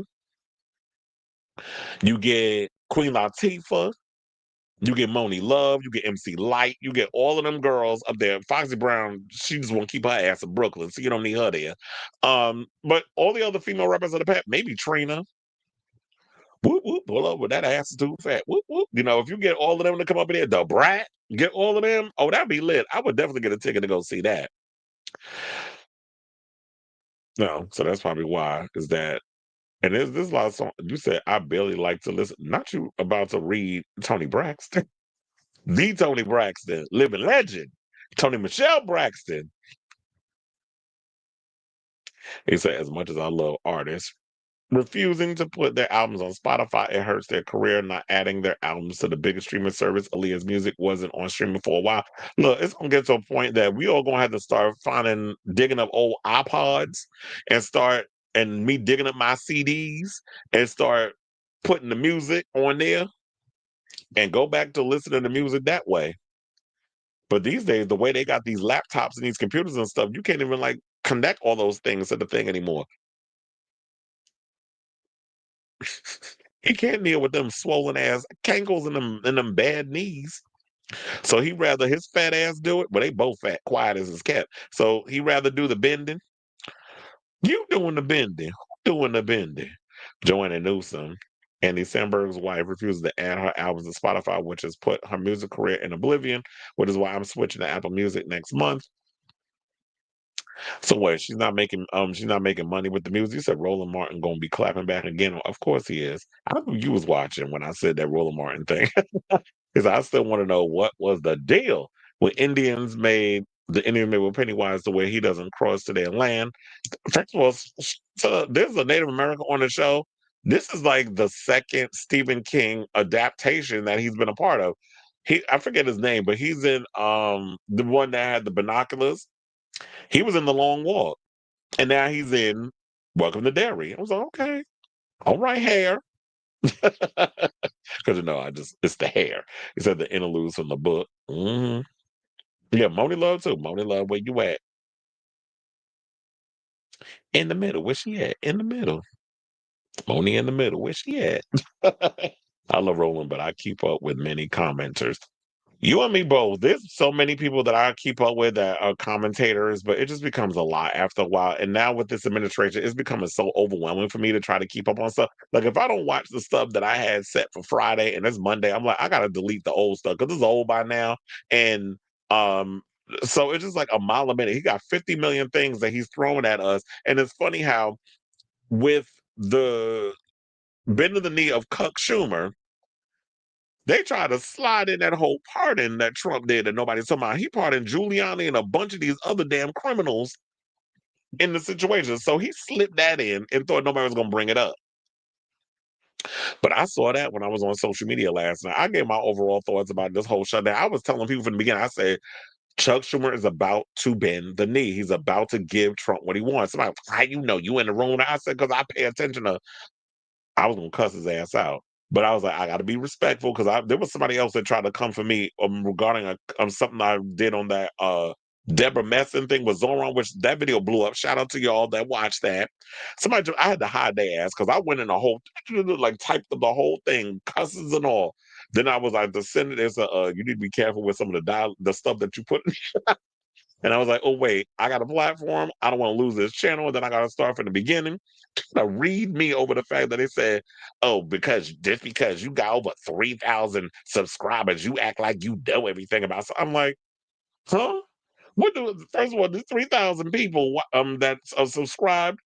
I love y'all. I support I appreciate y'all for supporting the channel, but y'all don't move this mouth. I say what I'm gonna say regardless, whether or not if I had three, which that person tried to read me actually has 3 subscribers to my 3,000. Now, when that is the read towards me, when I got more subscribers than you, I don't like doing that whole back and forth with the subscribers and how like I'm better, whatever. That don't mean nothing. I mean, the only thing that I do appreciate with the more people subscribe, the more money I get from, the check that I get from Google because I work for Google doing the show. But other than that, it's like I don't sit up here and try to act like I'm better than people because based off of or I'll rotate my situation about how much people I have that subscribe to the channel. Like I just don't get it. I was like, you just sound like a straight up hater. So I was like, you know what? I just can't be up in here cussing at people. I can do it on the show. But I can't do it in typing because I'm bullying me, hate speech, and they want to report it. So I gotta cuss people live instead of typing it, because then it's just passing. Well, we'll see if he actually does. A 2-hour live chat with the Vanguard. So thank you for the 2-hour delay. Oh yeah, he did do an article. I mean, he did do an interview with the Vanguard. Who shout out to them? They was in New York the other day for the Zoran situation. All the YouTube political pundits was out here. Hassan Piker was here. The Vanguard was here. Who else? I don't think Kyle and Crystal they didn't come. Jennifer Welch was here, who she moved to New York. Shout out to her. So oh please. And yeah, unfortunately, it did happen after the Democrat big win, which goes to show that we already know not Chuck, Cuck Schumer, because he is a cucker. Cuck Schumer, who he works for. He works for his billionaire donors, which is why he refused to endorse Zoran. And all these big Democratic, they like losing because at the end of the day, they are, they worship the coins that they get. Cuck Schumer cares more about Israel and bailing them out and giving them free health care than us. We don't have free health care, but you giving them free health care. That makes sense. He didn't move his fat ass out there if that's what he cares more about instead of us as a people. Move to Israel since you care about them more than us. But anyway, I think I'm pretty much done with my political talk. I was trying not to get up in that today, but I knew if it was going to come up in the comments, I was going to set me off. But anyway, let's get back into some more stuff. Let's talk about more. There's a lot of movie news we got today because it's a slow news day in the gossip department. But even when it's a slow news day, I have the vernacular of entertaining you bitches. But anyway, so I appreciate a lot of y'all that's sticking around through all the mess. Let's talk about Sigourney Weaver. We got Sigourney Beaver, which I gotta watch the new episode of Dragula. Is it on already? I gotta check. But Sigourney Weaver what was it? At New York Comic Con, she did talk a bit about this whole situation with Alien. That she was interested in doing another Alien movie. That one of the producers that worked in the original Alien had worked on a script that was really good. We'll take that with a grain of salt because y'all have said that many a times about the Alien films, and a lot of them have relatively been disappointments. Alien Romulus, in my opinion, shout out to Fede Alvarez, was a good movie. I thoroughly enjoyed it. I went to see it twice in theaters, and I watched it again when it was on streaming. So Fede Alvarez, I thought did a great job. But to me, after I read this whole thing about her going in on or blaming the reason why situations happen on Ridley Scott, I truly believe that Ridley Scott is the reason why Fede Alvarez is not doing a follow up to Alien Romulus because of his jealousy issues and his control issues. So Sigourney attended a screening of the original 1979 pick and participated in the Q&A. Okay, this is different. So I thought it was the I thought it had to do with the Comic Con situation, but this is another event. So yeah, she went to a screening of the original 1979 film and participated in a Q&A at a career masterclass panel at the Cinematheque Française, I think that's how you say it, in Paris, Francais, where the actress dished a little on why she thinks Neill Blomkamp's iteration of Alien 5 fizzled out. So if y'all remember, or don't, Neill Blomkamp was in talks of shooting an Alien sequel, and this is about almost a decade ago, or it might have been about a decade ago. So there was even concept art. I remember seeing that online, and people were excited to see what he was going to come up with because, yes, he's had a couple of stumbles. What was that movie he did with Dot Antwoord? That shit was terrible. Chappie, that was terrible. And then he did Elysium. I have a love-hate relationship with Elysium. I thought Matt Damon did a good job in the film. I like some of the technical tech stuff. I like the idea about the things surrounding about healthcare and things with poor people in healthcare. So I like that whole angle with it in the sci-fi because you do take social commentary and put it in science fiction. That's how it's an easier pill for people to swallow when you watch science fiction movies, which is why outside of horror, sci-fi is one of my favorite genres of movies and books. So um I liked Elysium. It felt a little um it felt a little what's the term? Like a little hammy at times, like it was beating the people over the head with the whole healthcare situation. But overall, the action, everything that was up in there, the technology, all the cool, there was some cool elements about it. I did feel like you did hammer it a little bit with the healthcare stuff, but overall, I had a good time with that film. And of course, District 9. I love that freaking movie as well. So it made perfect sense that someone like a Neill Blomkamp would come aboard and do a District 9. I mean, not a District 9. That because he did District 9, he could do an alien movie, and it was interesting to see what he was going to do with that. But now the film fell apart, and much like Blomkamp's attempts at reviving RoboCop and Halo, now I would love to have seen him do something with RoboCop or Halo. The Halo TV series wasn't that good, but there was some parts of it that I liked visually. We have no reasons as to why the RoboCop and Halo films didn't happen, but the studio 20th Century Fox then decided to go in a different direction with the franchise by prioritizing Ridley Scott's prequels, Prometheus and Alien Covenant, which were not really good financial successes at the box office.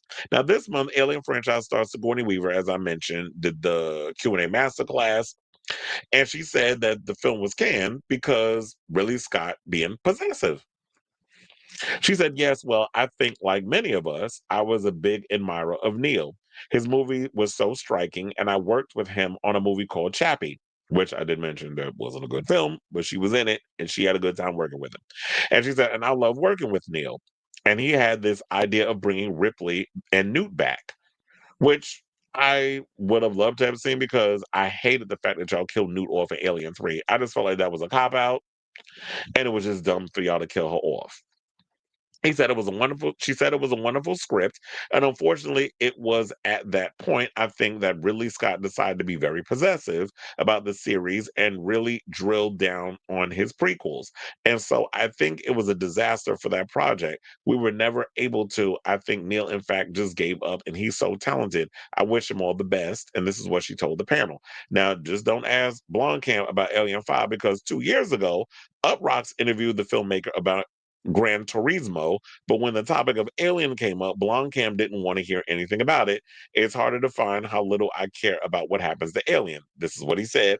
And then right after that, the interview abruptly ended. So he was pissed. I think it was just probably the wound was a little too fresh.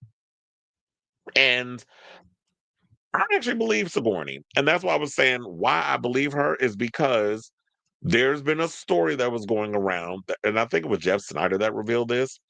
Shout out to him, that Fede Alvarez is no longer a part. And Fede put out this big story about, oh, well, it's scheduled to come, whatever, whatever. That's why he's not doing the Alien Romulus follow up. They're like, well, we want to bring fresh blood into it. But I'm like, fresh blood, when it was like after the success of Alien Romulus, you were talking about you couldn't wait to go and make another movie.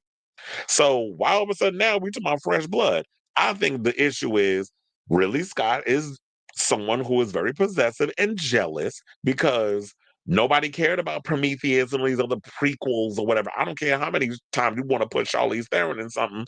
The movies were not good. So you were trying to drill your ideas. The box office proved otherwise because people didn't care. The movies didn't do all that well. You think because it's your baby that you could do whatever you want.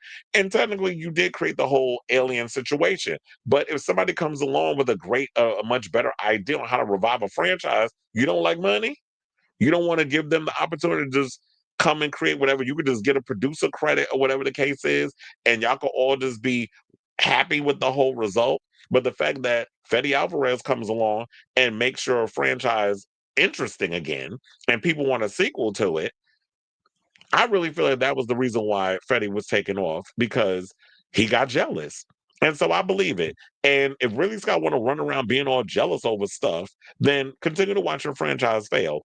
But if somebody is able to come along and I guess come up with a new idea for whatever the follow up to Alien Romulus is going to be, I'll be curious to check it out. But I actually liked Alien Romulus. But and I'm sad to hear that well they said creative differences with the whole Fede Alvarez situation, but I'm sure there's the reasoning is what I said.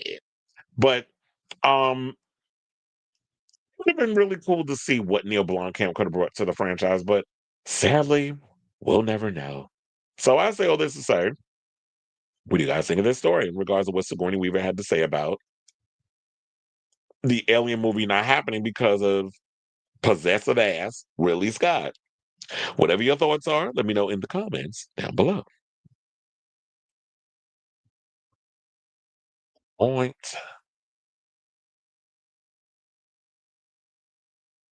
All the people singing. Oh.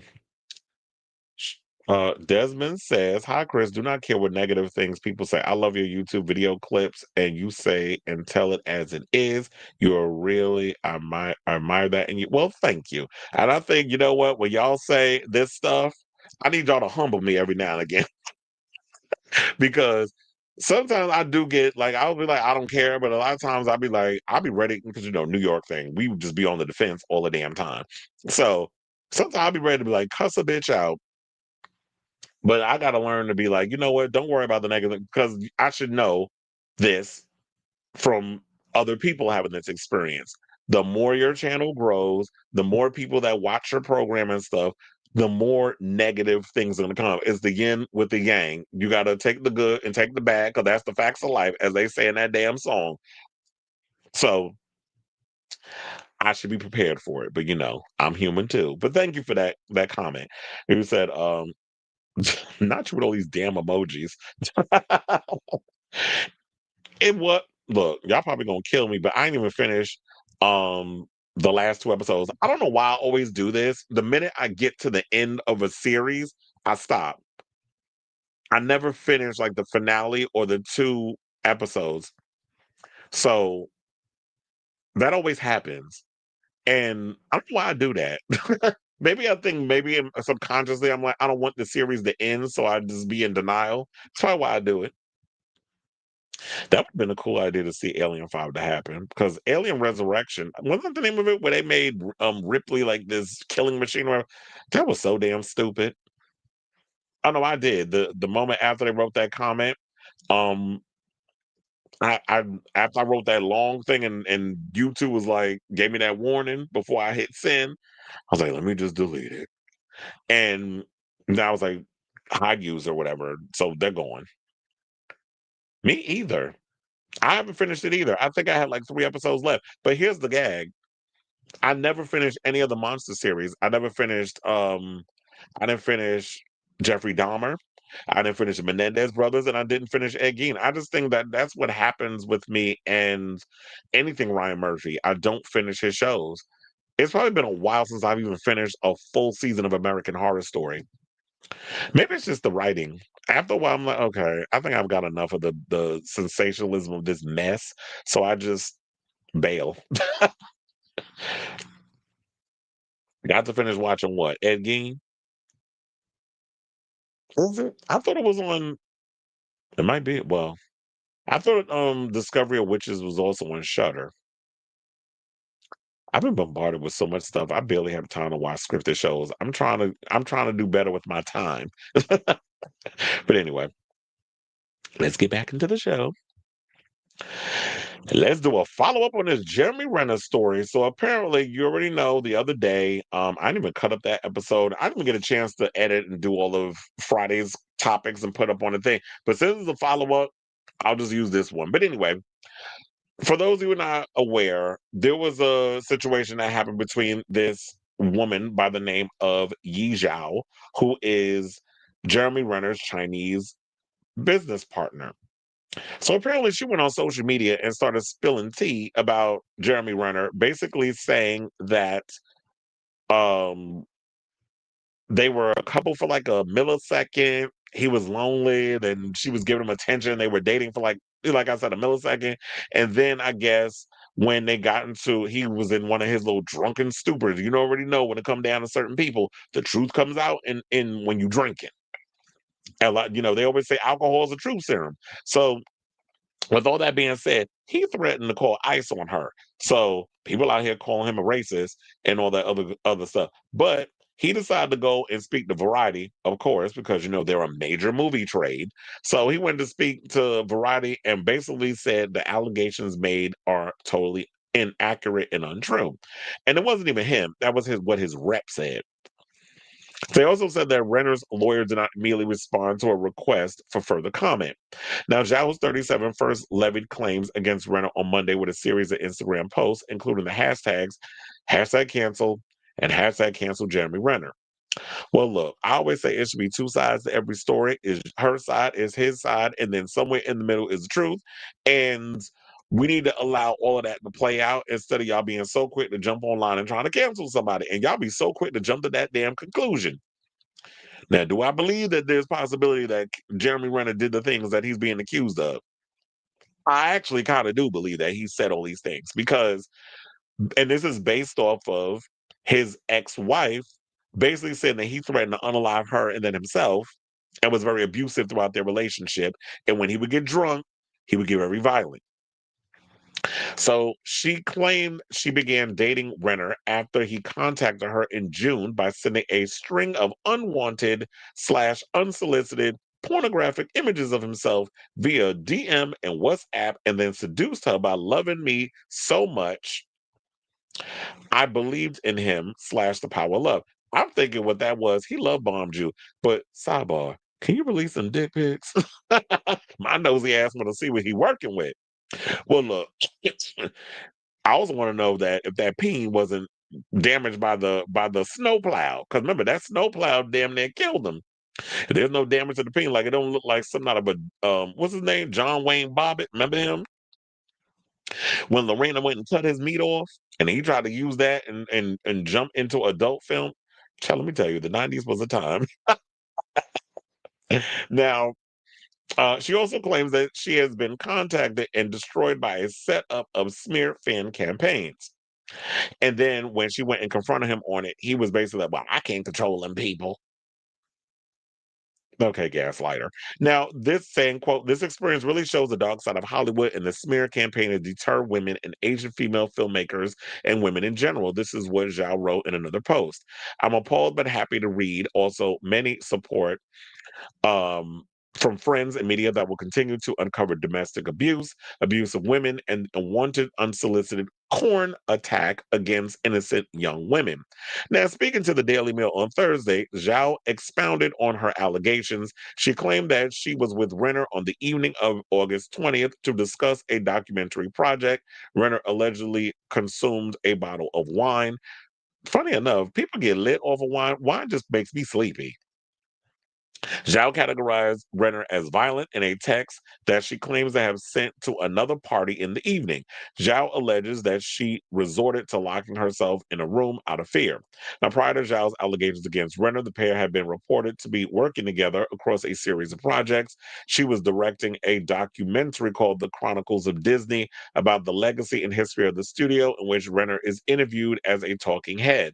The film, which is not being produced by Disney itself, is also reported to feature costume designer Mark Bridges and makeup artist Bill Corso.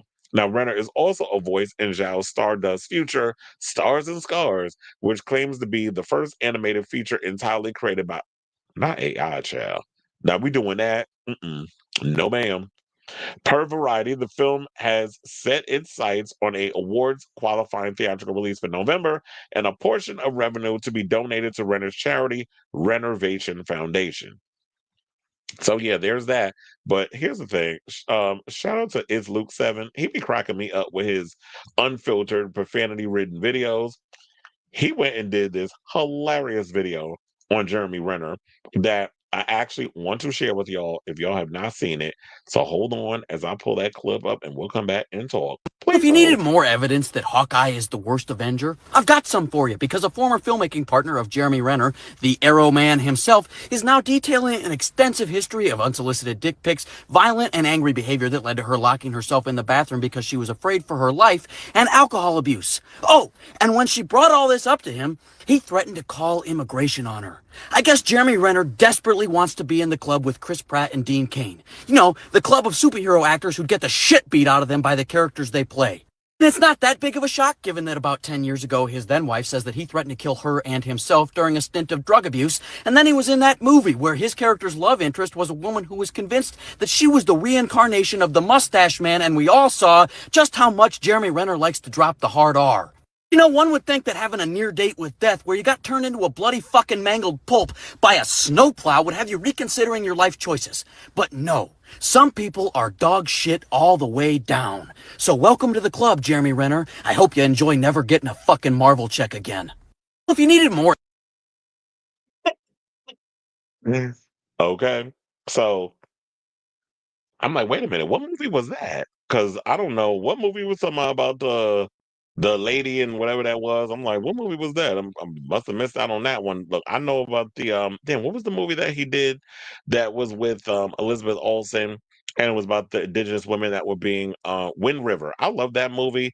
I love The Hurt Locker. I like a lot of the movies that Jeremy Renner has done. Like he's a phenomenal actor in my opinion. But it's sad that we get to these spaces where these damn actors, you know, we like their work, they're great at what they do, but then it's like when they get to being a regular human being, we start to hear all these things about them, and it's like, you are just not a nice person.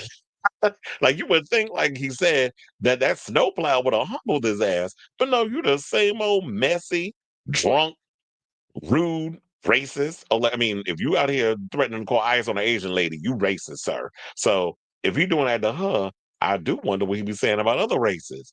But I guess until he says something to somebody black and they put his ass on blast, or any other race or sexual orientation, whatever the case that is, we'll never know. But in the meantime, I will definitely keep you guys abreast of this story as it develops, because like I said before, there's her side, there's his side, and somewhere in the middle is the truth.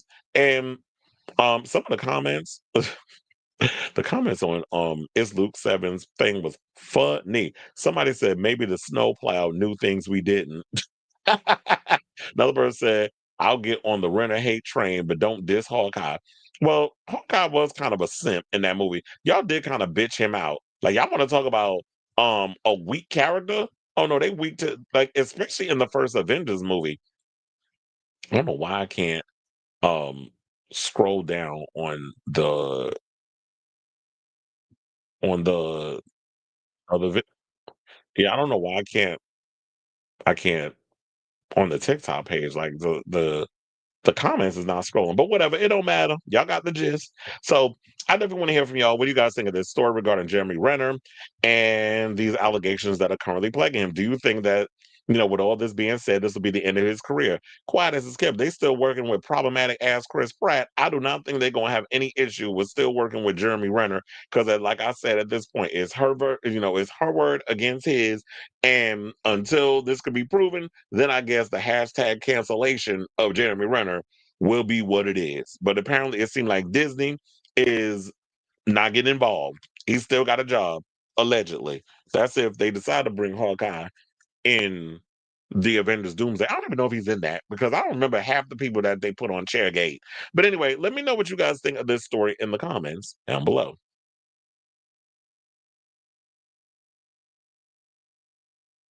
Not you saying finding out Luke is straight. Oh, he's definitely straight. I could definitely have seen that. But he's hilarious though. I like his videos. He be cracking me up. Especially with how, he just be cussing up a damn storm. All right, y'all. So now let's move on to our next topic. And let's talk about Allison Mack. So yeah, Allison Mack, a couple of weeks ago, we talked about the fact that she was going to be, since she was released from prison, she was going to be sitting down for an exclusive interview where she was going to tell her side of the story of the NXIVM cult. So yeah, I didn't hear the interview, but I saw that there was some people that was talking about it. So I was like, chill, let's talk about it here. And here we are. So as Chloe Sullivan, shout out to Comic Book Movie for this story, Allison Mack was a huge part of Smallville because I remember like when I watched Smallville, she was like one of my favorite characters. Her and damn, what was the black kid name? Who went he wound up a mess too. So I'm like, in a way, was this show cursed? But then again, Tom Welling didn't have no issues till after he left the show. Because remember, he got in that drunk driving situation years later. And then Michael Rosenbaum, he's rebounded wholeheartedly, with his career. He's got the Inside of You podcast. He's been doing other things, and his career has been thriving.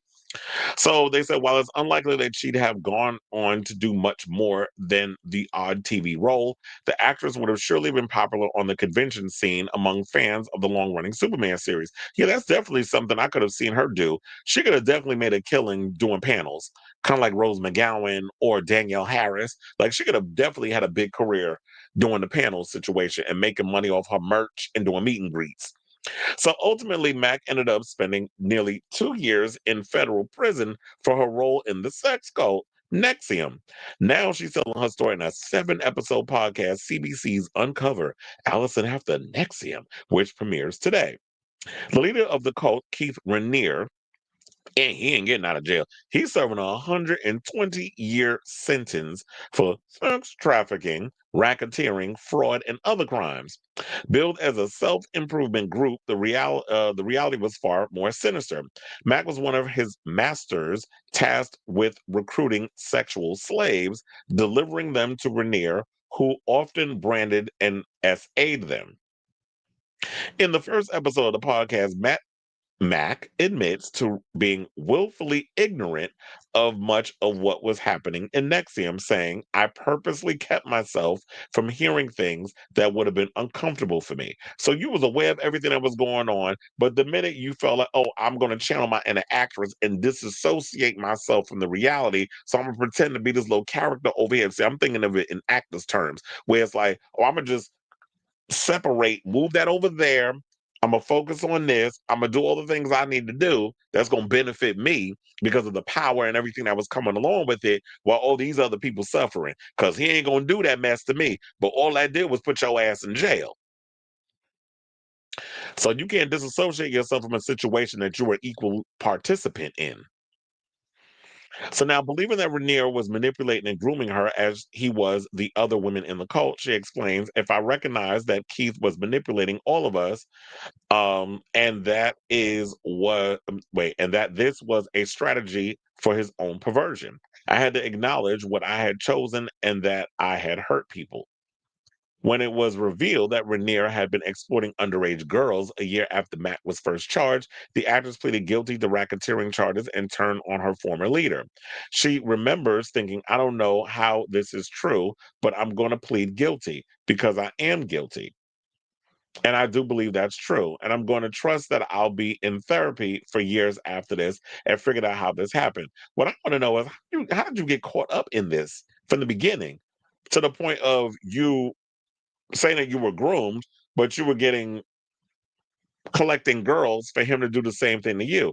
Was that a way like you were Ghislaine Maxwell? Was Ghislaine really a victim? I don't think she was. I think, sometimes they say women, pimps or people that do this kind of work, they way worse because there's that emotional situation. Whereas like men are more like dominant, is like they're gonna whip you into submission and keep you in line. Women try to use that whole emotional situation where they get in your head and do all kinds of other stuff to keep you dependent on them. Now, Matt goes into the ways Renner entrapped, gaslit, and manipulated her and reveals that she experienced sexual exploitation as a child, both on and off set. When she told NXIVM's leader, he allegedly said he could help her with that by being physically intimate with the Smallville star. So, okay, so I was like, I should have just kept reading. So, a lot of times, people who are victims of abuse have a hard time noticing the signs, and they attempt, I guess, what's the word? Abusers can always sniff out the abused. And so a lot of those patterns, if you're not aware to look out for those signs and you haven't been helped by the right people, they come in and find ways to manipulate you into doing the things that they want you to do. So she was already saying that she was abused as a child. She was exploited sexually as a kid, both on and off set. You kind of continue to attract those situations because you're in a state of vulnerability. So despite offering plenty of insights or excuses for her actions, Mac admits to victimizing other women and freely describes herself as emotionally aggressive and callous. Say, I was the go-between him and this person, she said of one of Renner's victims. It was my job to relay what to do with him for her growth. The more she said, I'm scared, I don't want to do it, the more I would say, you need to do it. And the longer you wait, the more consequences there will be. The coercion started and the pressure and the pressures and the pressure. Wait, she said, and the pressure and the pressure and the pressure. And then it was like the R word. Yes, I was excited by the power, and I felt having these young, beautiful women look to me and listen to me. And yes, the sexuality of it was exciting. So in a way, she kind of was the Ghislaine Maxwell of the situation. Because I think whether or not Ghislaine was abused by Jeffrey Epstein, I do believe that Ghislaine was excited by the power she felt over having these young girls look up to her and listen to her, and her having that control over other people. Because where she felt like she didn't have control over her own life because she was a victim of sexual abuse herself, you pass those same poisons down to others. Because as long as you ain't got to deal with your own mess, you pass that down to some other people. I be getting my Sigmund Freud on. So I said, yes, I was excited. She also said, people assume I'm this pervert, but that's not what happened. What it was for me, people can believe me or people can think I'm full of shit and not listen, but I feel like I at least have to say it out loud for myself once. Matt goes into the ways that Renner entrapped, gaslit, and manipulated her and reveals that she experienced. Oh, wait, hold on. Why am I reading the same thing again? Um, so yeah, so I think that was it. It's like basically it said so far as like she felt like she at least had to say it out loud for herself in that whole situation. So I haven't heard it. I need to find out where exactly you can hear this situation at because I'm like, this is a relatively interesting article. Let me see if there's any more that was added to this situation. Um, Oh, so yeah, this is other thing too. They said while Mac's acting career is over, she's been pursuing a master's in social work since being released from prison. She also is married to Frank Meenick. I'm like a Meink. I think is how you say the Meeink. Now that's what gets interesting. Now she's the mess she was in. She married a former neo-Nazi who now lectures against radicalization.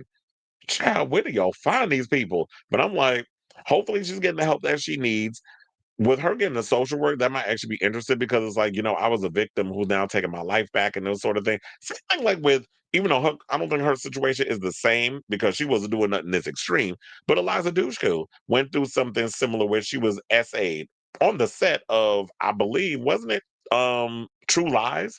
At 12, she was SA'd by someone like a stunt coordinator. Um, she mentioned that. So, wait, what is going on? I don't know, something Facebook is acting up again. So, um, yeah, she was talking about how she was essayed by a stunt coordinator. Then it was another incident happened. So I think it was like two separate incidents, and she quit acting. Oh yeah, it was the Bull situation with Michael Weatherly, who they just gave a job to on that stupid show over at CBS. I don't watch that, whatever the name of that damn show is. But so she went and sued, got her money, and then she went to school, got her bachelor's, and now she's majoring in doing social work and taking this opportunity to help people out. So hopefully this is what Allison Mack is doing as well. I mean, I ain't saying that, she's innocent what she did. She did her time and now she's sharing her story. And I'm hoping that she generally has learned her lesson and is not out here just going through the motions of just trying to pretend like you know, oh, I just want to get on here and tell my side of the story, but you ain't keeping it real with everything. You ain't really learned your lesson. So shout out to you and all that good stuff. And I definitely want to hear from you guys. What do you guys think of this story regarding what Allison Mack had to say regarding, telling her side of the story with this whole sex cult? So whatever and are you going to be listening to this podcast that she's doing? And have you listened to the episode? What are your overall thoughts? So whatever those thoughts are, let me know in the comments down below. Hold on now, where's the thing? Forgot to take my damn thing. I was like, let me close that. Hey, yeah, I don't know what's going on. This is the second time this has happened where it was like, we're having trouble streaming to Facebook. So yeah, that's all that might be something on their end. Hopefully it'll bounce back, but no, I'm not gonna be up in here continuously trying to create situations. Y'all can watch it over on the YouTube or on Twitch if Facebook is still giving issues. But anyway, let me see what the commenters are saying. I don't think I didn't think about it. Spoilers, Pennywise is child. Let's not give spoilers and everything if people haven't seen it yet.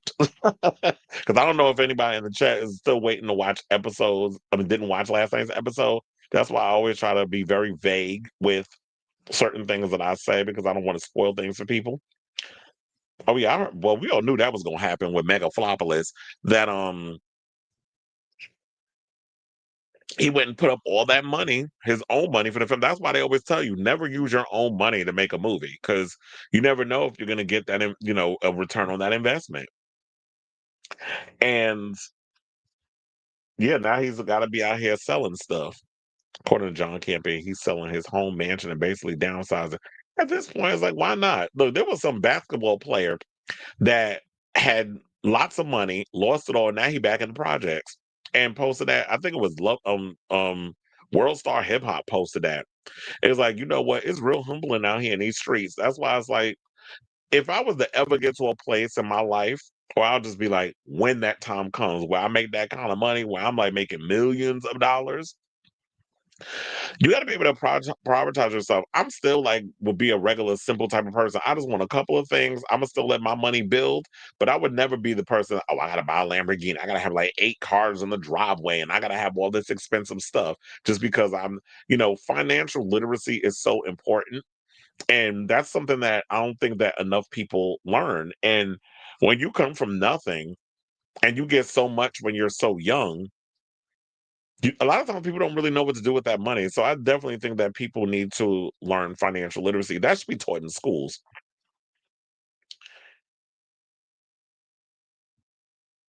Wait, there was Chat GPT used on my on Meta? You said Meta is oppressing you because I can't see the chat GPT. Yeah, because there was some people that was on Facebook that was chatting, but I was like, I didn't even know chat GPT was being used.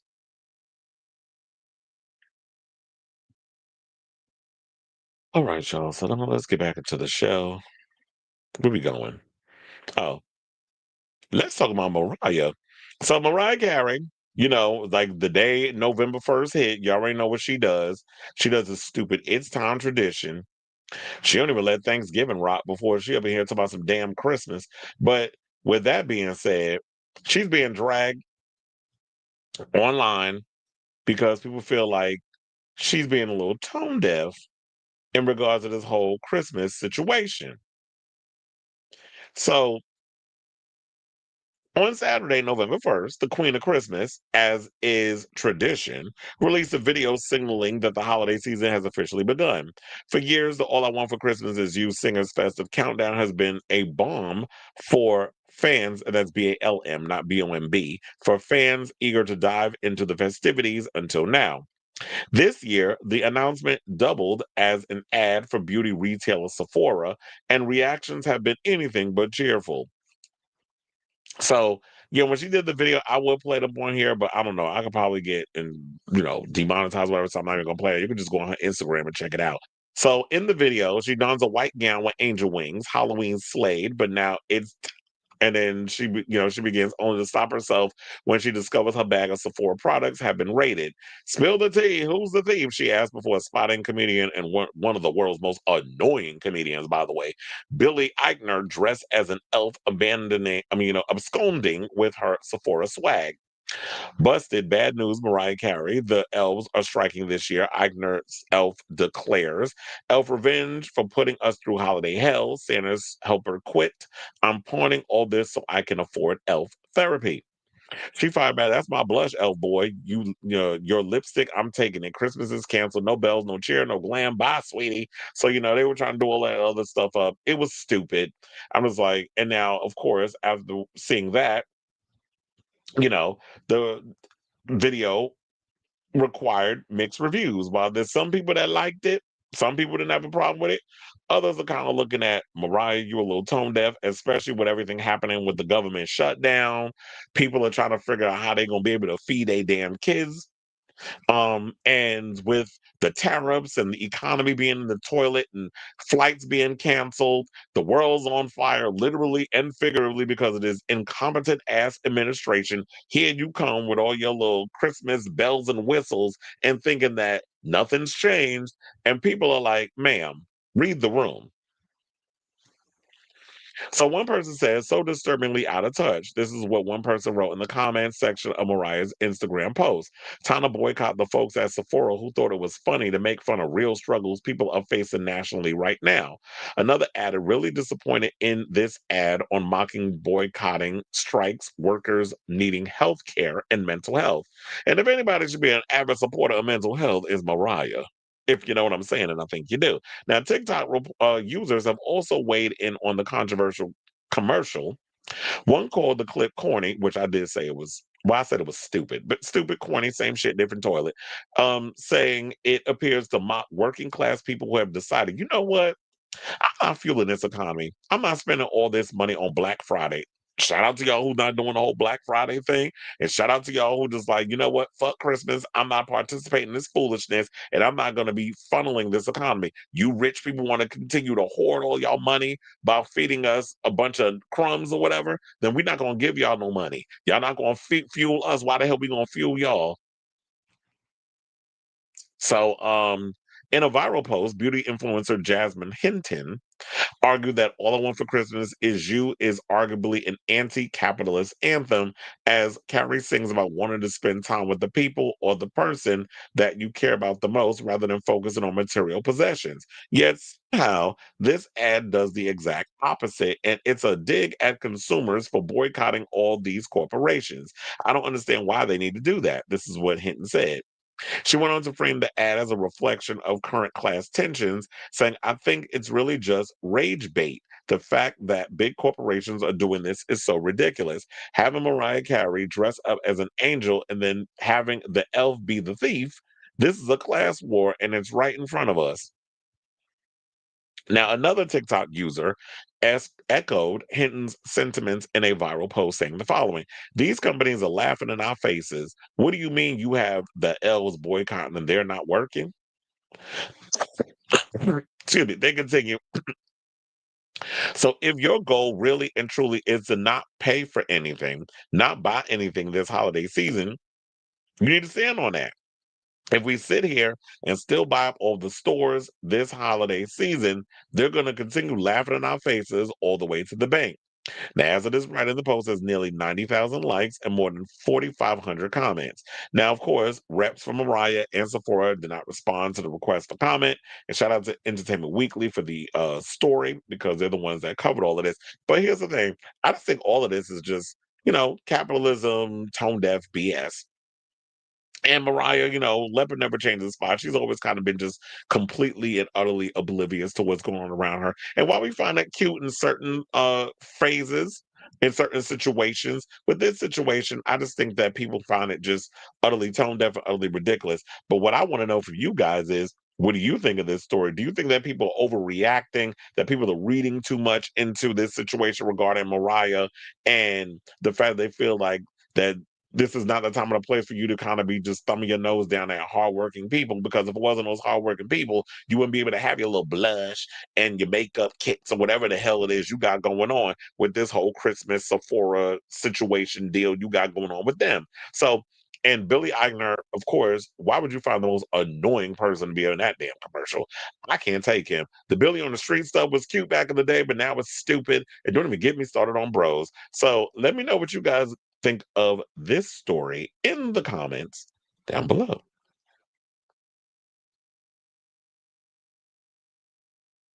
This story is such a reach. People just want to hate on the successful. Here you go. I still want to hunt you though. But we have our little situation, but yeah, there's that. Let me move on. Stop being a because Mariah has been out of touch for a long time. Yes, she has. But anyway, let's move on and get back into the show, and let me stop being a mess live on TV. Well, on the YouTube.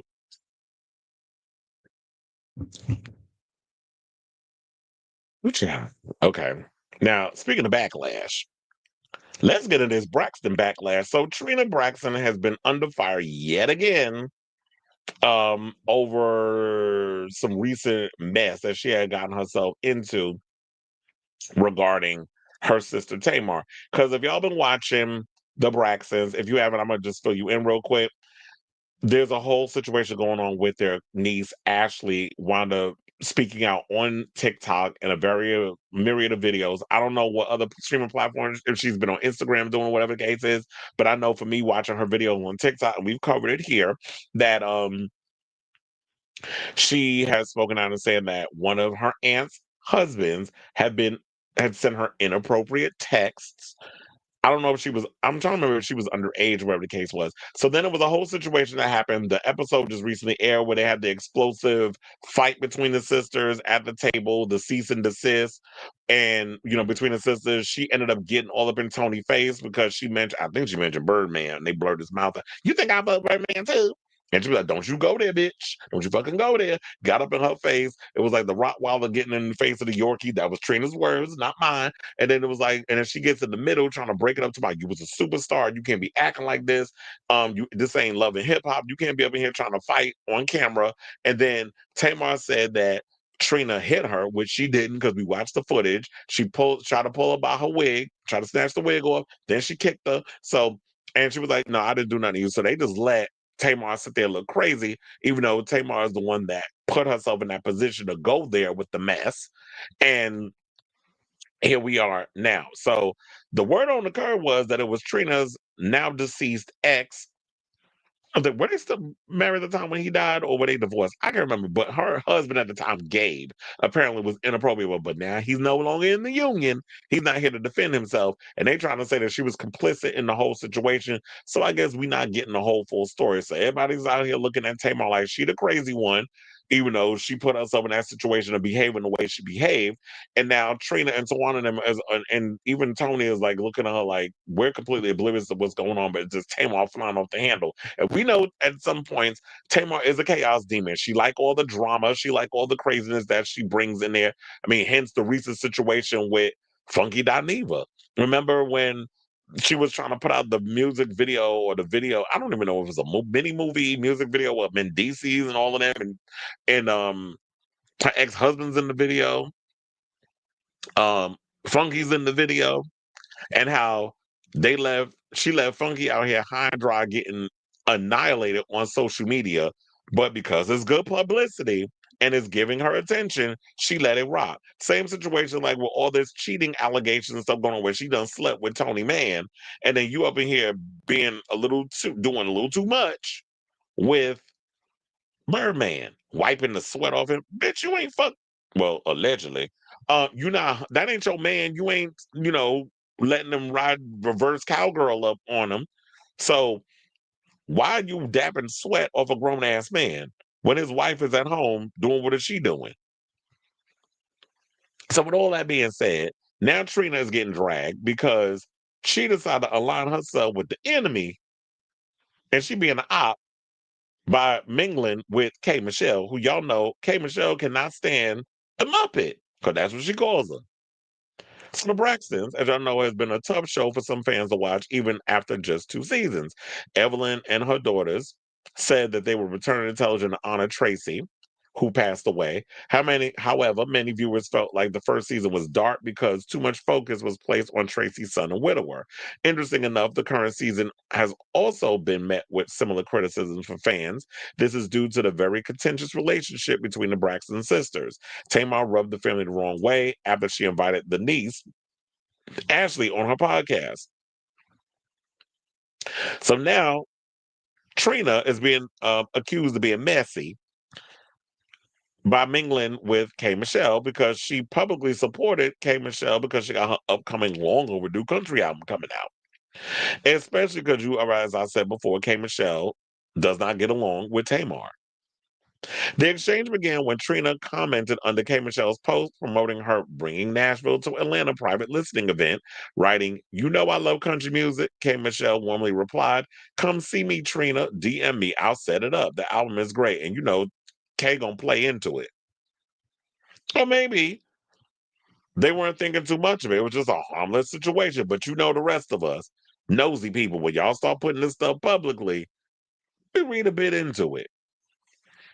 So people felt like it was ill-timed because of the whole Tamar and K. Michelle's past public feud. Plus, as I said before, if you're watching the Braxtons, y'all been seeing the sisters is not getting along. I mean, we don't know where y'all stand today, but based on how long ago the show was filmed earlier this year, and now we're just seeing all of this play out, we don't know where y'all stand now that the cameras aren't rolling. But according to Tamar, the only time that Tawana like filming with her, the only time Tawana wants to interact with her is when the cameras is on. So on Twitter, fans speculated about Trina's motives. One user wrote, "If you're my sister's op, you're now my op. This is shady." I don't know how you're gonna say if you my sister's op, you my op. Unless you're talking about your own personal thing, you don't know these people, so I don't even know why you're trying to jump on a situation that has nothing to do with you. She said, "You don't have to be their op. Just don't fraternize with people who clearly dislike your sister." Tony would never do that. Well, because Tony's demure and mindful, and she's an A-list superstar. She's not even going, and whether or not she is getting along with her sister, not or whatever kind of situation they have, she's not going to put that out in the public. Now, others defended Trina, noting her interest in country music and her history of supporting other artists. Still, many commenters interpreted her gesture as subtle shade following recent family tension involving Tamar and the Braxton sisters, including Tamar's own claim that her siblings have been distant. Well, it could also be that, as they said before, because we don't necessarily know the root of these issues. And look, quiet as it's kept, not even the Youngler can fix these broads, and she has tried, trust and believe, in a past episode when they was doing the Braxton Family Values. But y'all need something stronger than Iyanla to come fix y'all. And it's some trauma that y'all dealt with from when y'all were kids that y'all need to figure out what y'all need to do as adults and then just come to a conclusion. But I get it. Because trust and believe, I know what it's like to have a sibling that you can't stand and you know they toxic and you don't want to be caught up in all the drama of that. So for my own sanity, it's best for me to love you from a distance. If we run into, hey, how you doing? Keep moving, or I just pretend you don't even exist to me, and that's what pretty much where I stand in my own personal situation regarding one of my siblings. I just choose to be like, you're dead to me, because when you've done many of things and you've accused me of things that I've never done, so I totally get that pain that a lot of these sisters are going through because I'm dealing with that in my own personal life, and so I don't want to be. I've learned to, as I get older, to choose my own sanity and my own peace and to move away from that because I feel like the energy is toxic. You run around spreading rumors about me. I don't want you learning or knowing anything about me because I feel like it's just better off you over there by yourself. And you've chosen to isolate who you are as a person, and you've chosen to just be a vindictive, evil person. And let me tell you, my sister and I are on the same page regarding the sibling. So if the two of us are here in this situation on how you are, clearly you the problem. Because if it's two against one, it's like, okay, sitting in the milk ain't clean. Then clearly you need to look at yourself and figure out why you persona non grata.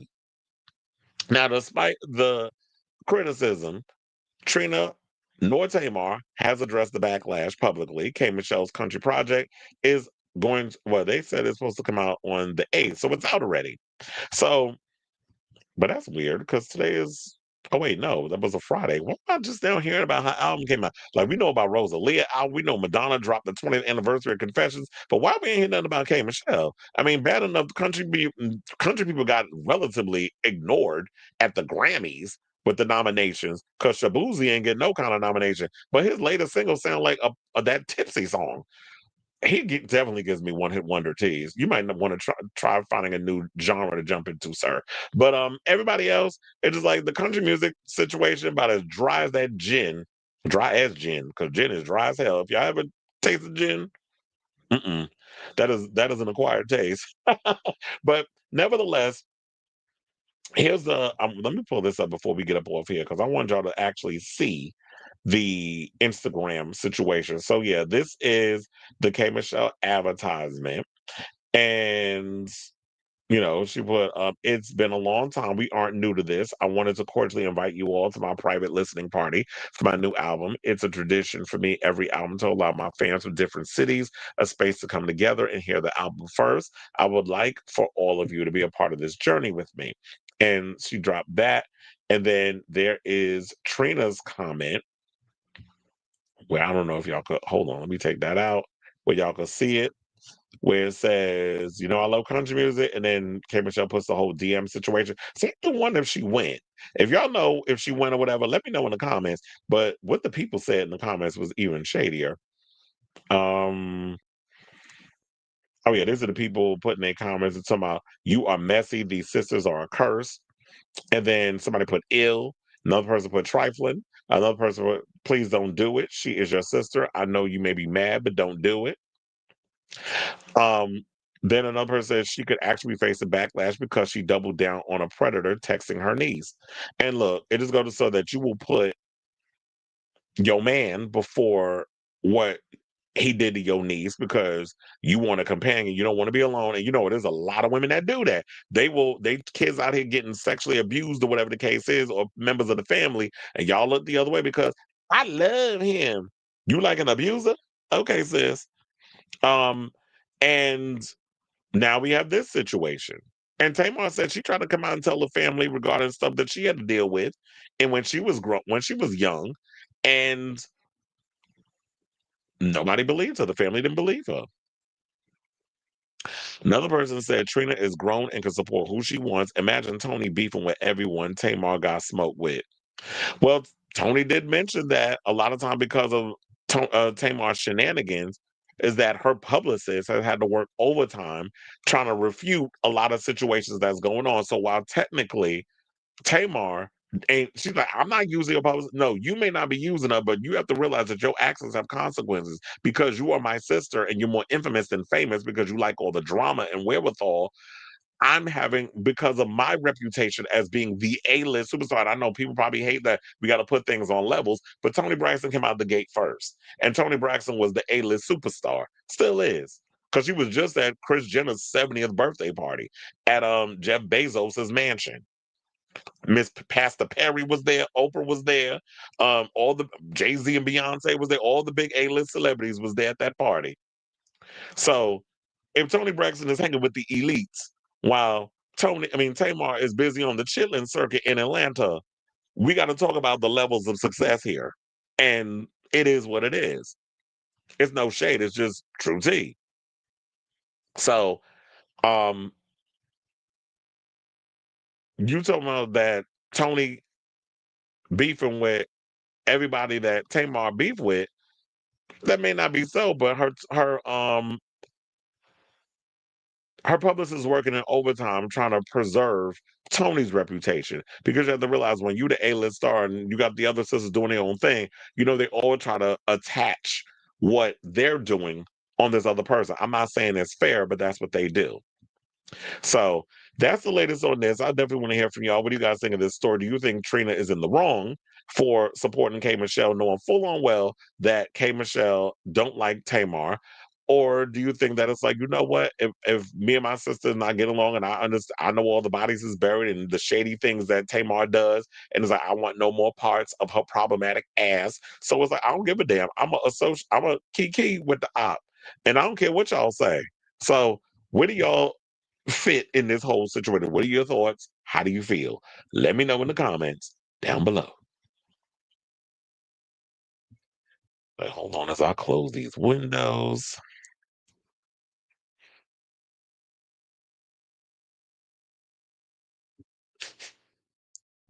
Not that family need Jesus.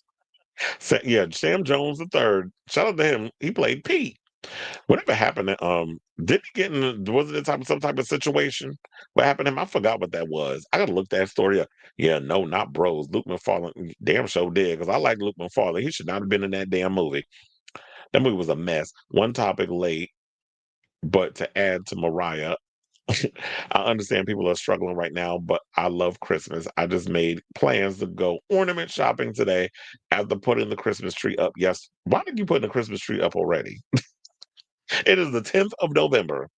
Remember, the 10th of November. That's not the actual thing, but as I said, actually, speaking of which, did y'all hear that HBO Max is developing a Viva Vendetta TV series? That just came out today. So that was the latest news. I don't particularly care for Christmas, but I care for gay Christmas, or as I always say, homosexual Christmas, which would literally be Halloween. So that's what I like. You said Bros was terrible. I saw it once, and me and my roommate sat and just ripped that damn movie up. Is that Bros was terrible. I only watched it once after seeing it. And I never saw it until I watched it at home. Was it like a day and date release or something or another? Yes, he's a good man, Savannah. Good man. I love that line. Shout out to Wait and Exhale. One of my favorite movies. All right, y'all. So let's get back into the show. And let's talk about one of my favorite TV shows from back in the WB days, Gilmore Girls. So, what has it been, like 20 years later, 25 years later? It's been a long time since the cast of Gilmore Girls. And they just did the People's Sexiest Man Alive issue. And apparently people are still out here. Are you Team Jess and all the team other ones? Which one of Rory's boyfriends did y'all like? Team Dean? Team Jess? Then we had Milo Ventimiglia and other stuff. So Jared Padalecki, who portrayed Dean, they said portrays, but past tense, the show is canceled. I mean, it'd be portrayed. Dean Foster, Rory's first boyfriend, notable for their puppy love relationship and in later seasons, marital infidelity, and Matt Czuchry, a fellow Yale classmate who plays Rory's most serious partner and failed fiance, open up about their thoughts during a reunion for People's Sexiest Man Alive issue under the banner Hotties from the Audis. Hold on as I realize that. Most shockingly, Padalecki, Jess's most fervent on-screen hater, told the outlet, noting the irony, I'm Team Jess, funnily enough.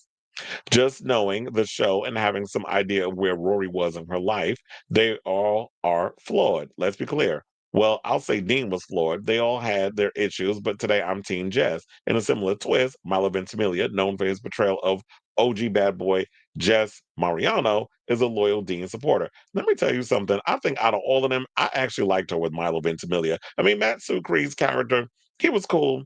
And Jared Padalecki, because they were so young and it was like puppy love or whatever. But I don't know. I've always liked that contrast of like the good girl getting with the bad boy. I mean, trust and believe, Lorelai knew because Lorelai was in similar situations when it came to, her dating pool. But wanting to see such a good girl like Rory get caught up in these crazy situations, that's one of the things I always liked about the show. Now, meanwhile, in an answer that very much channels Logan Huntzberger's confident spirit, because that's who Matt Sucre played, by the way, he said, it's kind of changed for me over the course of time. I think right now, because we had that part on Netflix, that went back and we had the whole aspect too, which was great. It was so much fun, but I think if he changes his life, that I could see Logan coming back and being with Rory. He would be in a completely different place in his life. Now, the Friday Night Lights alum is referencing Netflix's 4-hour revival, A Year in the Life, in which Rory and Logan, though partner and engaged, respectfully engage in a no strings attached affair. Hold on a second. Where the hell was I? Because I don't even think I've even seen the 4-part revival. I didn't even know they came out with that. See, this is why I tell you with Netflix, don't be telling people when they be dropping stuff. So, and this came out eons ago, I'm sure. Now, Sucre's response mirrors that of the elder Gilmore girl, played by Kelly Bishop, who revealed last fall that she is decidedly Team Logan. Saying there is something about Logan, there's something about his acting that I particularly like in working with him, is he has a very manly quality. Where the other guys were like boys, great boys, but Logan was like an old movie star, like a man. Here's the thing. That's one of the things I think what her saying that is what drew me to Matt Sucre. Because you see this man who has this boyish face, but he's got like this deep, commanding manliness about him. So I think that's what kind of like, oh, how you doing? So I think that's what I liked about Matt Sucre being part of that show. Not only there, but when he was in The Resident and he's done other things over the years, so I always followed his career. And when you look at Jared Padalecki, he always looked like a little kid, even with the hair and everything and how tall he was. And then Milo Ventimiglia, he just reminded me a lot of a young Stallone. And yes, he did play his son at one point in the Rocky movie. But for the most part, it's like, yeah, those resemblances are there. I kind of look at Milo as his career should be a lot bigger than what it is. And we definitely need to see him in more stuff. But I definitely want to hear from y'all in regards to this, my Gilmore Girls fans. What did you think of this story? Are you glad to see like some of our the people that we grew up with, part of the People's Sexiest Man Alive? And which team are you on? Are you team Logan? Are you team Matt Sucre? Are you team Milo Ventimiglia? Are you team Jared Padalecki? Whatever your thoughts are, let me know in the comments down below. He said, I'm Team Jess, but I'm also Justice for Tristan. Oh my God, I totally forgot about Tristan. I'm still on season 1. And I just realized yesterday that the guy from Supernatural, that was a Jared Padalecki. Yes, he played Dean on the show. That's where he started. He started out on Gilmore Girls and then went to Supernatural. It was like all within the family. I think he got the job right after that. And but funny enough, he played Dean on that show, but then he went to Supernatural and he played Sam Winchester while Jensen Ackles played Dean Winchester. So like that name got around. Oh my gosh, my nose is starting to itch again. I love my queen, but I agree this was tone deaf on both her and Sephora's part. But as we saw the whole Starbucks glass bear fiasco, child, don't even get me started on that Starbucks thing. And you want to know something? I haven't been to Starbucks in weeks. It's like with all this stuff that's been coming out, and now I'm hearing they're going on strike. I was like, I don't think I'm fucking with Starbucks right now. So that is stupid. Like y'all talking about a whole glass cup, whatever. Like people losing their shit over it and and like it's overly expensive, but y'all don't even want to pay your Starbucks workers. My ranking, no one asked for. Number 1, Jess. Number 2, Logan. Number 3, Tristan. Number 4, Dean. Maybe after I watch the Yale seasons, Logan will rank first and become Team Logan. I love the juxtaposition of Rory and Ivy League bookworm getting with the bad boy types remind me and my dating history. That's why I said that whole contrast of the good girl and the bad boy situation. I was like, it's a similar parallel, like where her mother Lorelai was dealing with, and then Rory's getting caught up in that. She thought like because she's like this big bookworm, she wouldn't deal with all those situations. At the end of the day, she's a girl, and they like what they like. So she may not get the crazy smarts from you, but she gets those other traits. All right, y'all. So now it looks like we are down to our final 4 topics. So before we get to those final 4, if you could please do me a solid, hit that like button if you haven't already. If you're new to the channel, hit that subscribe button. Also, be sure to smash the notification bell so that way you know when we go live with a brand new episode of Chris Avalon Unfiltered. Please and thank you. Now, without further ado, let's get into some music news. Some of my favorite pop stars, Robyn, has a brand new album coming out next year. I believe we finally got a name for it. It's a rumored name. But it looks like we may get the single from the new album in 2 days. Cause they said Wednesday, yeah. So let's get into this story. So 7 years after releasing her most recent album, Henny, Robyn is finally gearing up to release new music. The Swedish electropop icon took to Instagram to announce that she's releasing her upcoming album's new single, Dopamine, from her forthcoming album, Sexistential, on Wednesday. The full album is expected to drop in early 2026. Now, let me tell you something. The Dopamine, I'm looking forward to hearing it. Hopefully, she'll be able to acquire and use that title better than Bormani. And Sexistential, I love a play on words. Like Kylie Minogue with Sexercise. So that'll be a sex essential. So it's like, what does that even mean? And I'm just so curious to hear what this music sounds like. So they said it marks the With Every Heartbeat singer's 9th studio set and serves as a major follow-up to her 2018 LP, which featured the singers Missing You, Ever Again, and Baby Forgive Me. And I know a lot of people had an issue with Robyn's last album, Henny, because they felt like it was a little too slow. They wanted a lot of the experimental beats, the electro pop beats, and the emotional vibe that we got from the Body Talk era. Which I remember when I did my podcast with a certain person who I like, Voldemort. I don't mention his name. I don't know her, but we had a podcast at one point, and when we was talking about it, we did a whole dissection of the Body Talk album. So there was that. You know me, I was trying to find a way to throw a dagger at a bitch I don't like. But insiders tell The Sun, they said Robyn has spent years working on this music and has been really inspired by loads of up-and-coming artists. She has worked with some very cool people, and all the stops are being pulled out for this to be her biggest record in decades. They go on to reveal the project blends the artist's signature emotive synth pop style with contemporary influences, driven by her recent collaborations with stars including Charlie XCX and Gracie Abrams. And speaking of which, I feel like that if it wasn't for the likes of a Robyn, we wouldn't have gotten music like Charlie XCX because she incorporates a lot of those similar sounds into what she does. They go on to reveal they said, further details have yet to be revealed, but I will definitely keep you guys abreast of this story as it develops. But in the meantime, hold on, because I want to bring up her Instagram where you see this. We see her big old blue eye. So yeah, there's dopamine. I guess they're gonna inject it in the eye. One person said Robyn's back to save music. Another person said need it, want it, love you so much. Another person said who needs Turf Murphy when we got Robyn.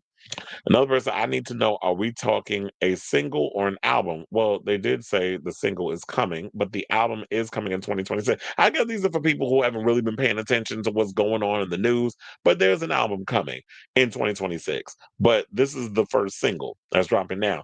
And another person said, and that's the story of how Robyn saved Christmas. Yeah, Robyn saved Christmas, not Mariah with her tight ass Sephora products. And another person said, Robyn's coming back to save us. Another person said, I'm in tears. Then Mew Mew said yes. And then Pablo Vittar jumped up in the channel and said, "What is a mem? Is that did you make a mistake or is that how you say amen in Portuguese?" Inquiring minds want to know. Um, Not somebody saying Rod Opal is saying it's been 84 years. First of all, you cannot rush perfection. It's like, it is what it is, and yeah, sometimes you gotta take your time releasing music. But like that's why I said Robyn is the Sade of electro pop music. She be taking like damn near a decade to release music. And she has a baby. So she's raising her child. She's a single mother. First of all, I saw the baby. It's cute. Baby, she got a cute little baby. Look like something out of Rugrats. But yeah, so I'm excited. I'm looking forward to hearing the new music, and I'll definitely be giving my thoughts on that story once the single drops. So I definitely want to hear from y'all. What do you guys think of this story? You excited for some new poppin' music? Um, Whatever your thoughts are, let me know in the comments down below. Lauren, did I make a mistake? I think I did. Or did I hit the wrong? I must have hit something wrong because I'm like, wait a minute. I saw the Smallville thing with Allison Mack. I'm like, wait, did I talk about that or did I hit the wrong thing? I'm gonna have to go back and see if I put the right lower third at the bottom when I was talking about that. Because I'm looking in here and I'm like, why am I seeing that it's all the way down here with the thing? So technically we have two more topics left. We don't have four or three.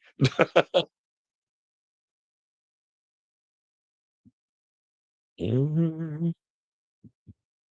Wait, Felix, I'm excited for Robyn's new album. I was about to say that rumored album. I beat you to it. You said reminds me of Sexercise. Listen, her last album was too. Yeah, too short. It was like 10 tracks. I wouldn't mind if that picture of the eye is the official album cover. It's more interesting than 90% of album covers coming out today. Yeah, child, don't even get me started on Mayhem. Because I still stand on business in regards. I don't think she's going to win any of the major awards. I think she'll win for Abracadabra. They just probably going to have her there in the thing. But in regards to the whole situation, I definitely feel like the real battle at the Grammys is going to be between Kendrick and Bad Bunny because they're the only two on that list of major categories who released interesting albums this year. So I can't really see like to me, Mayhem felt like it was just derivative of what she did in the past. There was nothing really that stood out that's like, oh yeah, this is an iconic record that's going to stand the test of time. It was just you reheating your old nachos. That's what it felt like listening to Mayhem. But the tour is everything. Like she was able to take those songs and make them work for the tour. And that's why I call BS. When some people like, oh, she intentionally recorded this because of the lot. No, she didn't. I'm not buying that. It's just the fact that the record is like whatever, and she sells it on the. She's able to make those songs work on the tour. But overall, as far as songs go, the album is not her strong. It's not her best work. And now they're talking about that she's going to release another extended version of Mayhem. And then she's expanding the tour next year. Now she's going to be doing stadiums overseas. Remember, she's also going to be doing shows back in the States. She's doing, I think, 3 more nights at the Garden. I believe she's closing out the tour at Madison Square Garden. So that's going to be major. And probably going to add new stuff to the show and switch things and change things around. Because I'm like, yeah, after a while, if I'm on my tour and I'm recording new music to expand on the album, there is going to be a point where it's like, okay, let's take a couple of weeks off. Let's restructure the show, bring in new props, new visuals, new songs, new choreography, so that way we keep the tour interesting.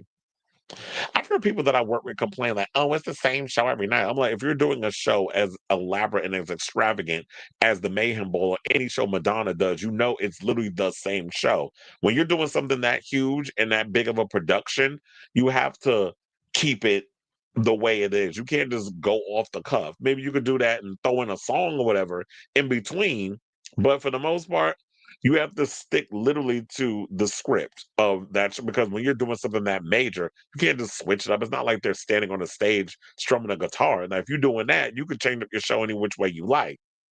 But if you're doing a show where it's a full-on production with dancing and pyro and videos and all kinds of other stuff, it has to be structured in the same way every night. I don't think she's going to win any of the big four categories either. I would bet on AOTY being awarded to Bad Bunny. Yeah, it's going to be a big night between them.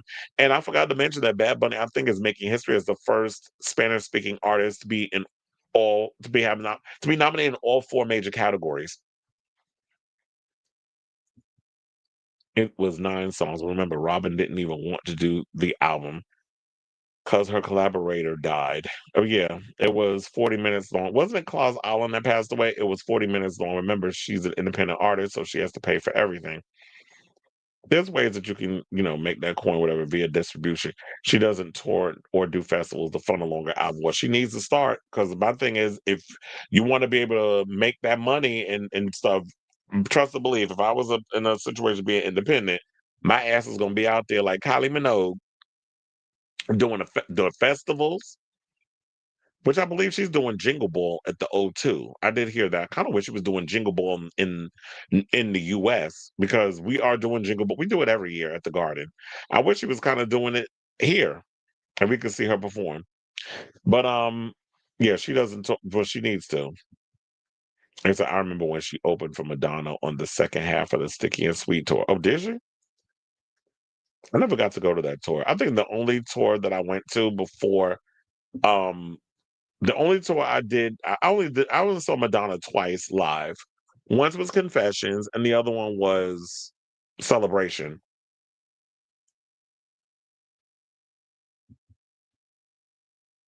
You said, "Oh, lucky her." I meant songs. I guess I hit D by accident. So if Robyn would tour and come here, I'd see her. Yeah, well, if she comes to New York, I'll definitely check her out. Hopefully, she'll do bigger venues because I do think that Robyn is huge especially in New York. All the Brooklyn hipsters will come out and see her. Not non-dongs. Shut up. I've seen every tour at least once since Reinvention. Yeah, I haven't really been doing a lot of the Madonna tour situation as much as I should have. But I'd be curious to see, like, once she releases this new album, because I know she's gonna be doing tour dates. Um, how many nights is she gonna do at the Garden?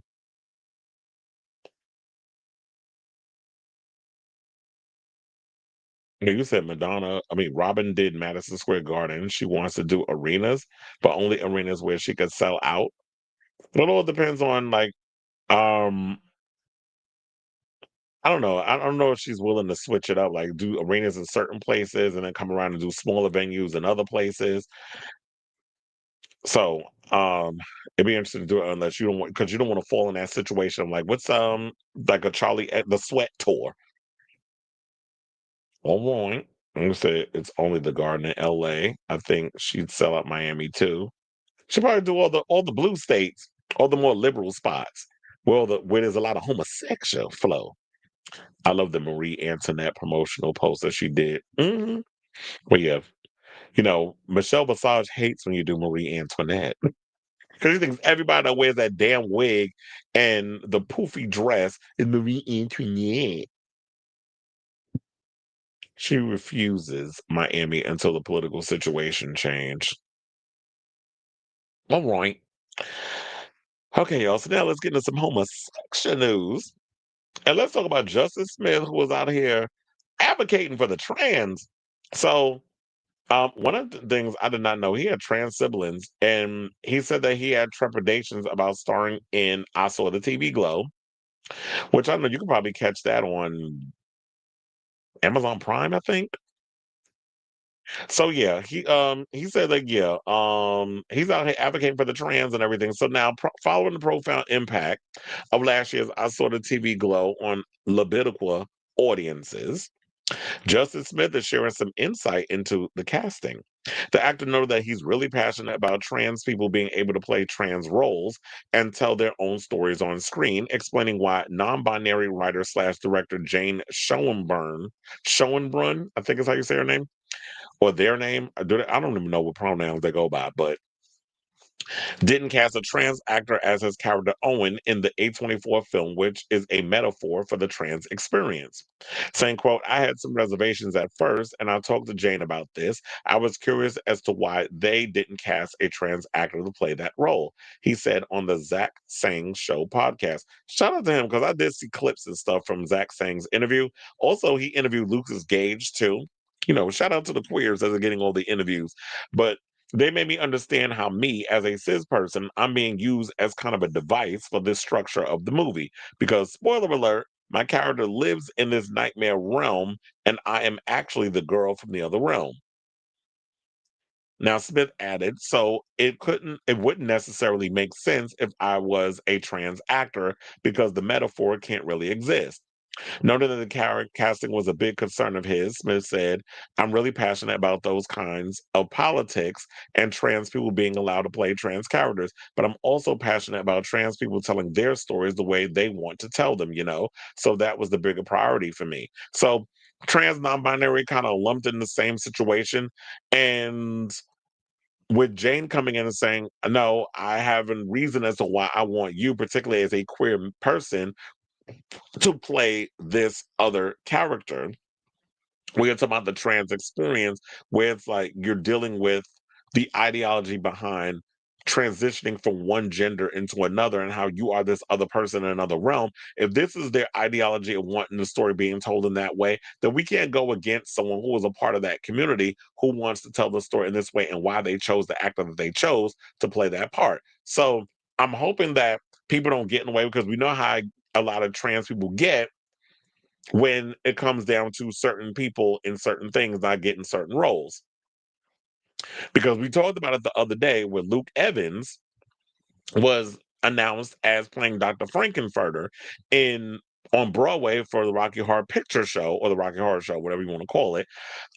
People were getting upset and talking about, well, why didn't y'all pick somebody who was non-binary or trans to play the part? And I'm like, so Dr. Frankenfurter never was identifiable as a trans person. They are a sweet transvestite from transsexual Transylvania, and they're also an alien. So they're not necessarily literally transgender.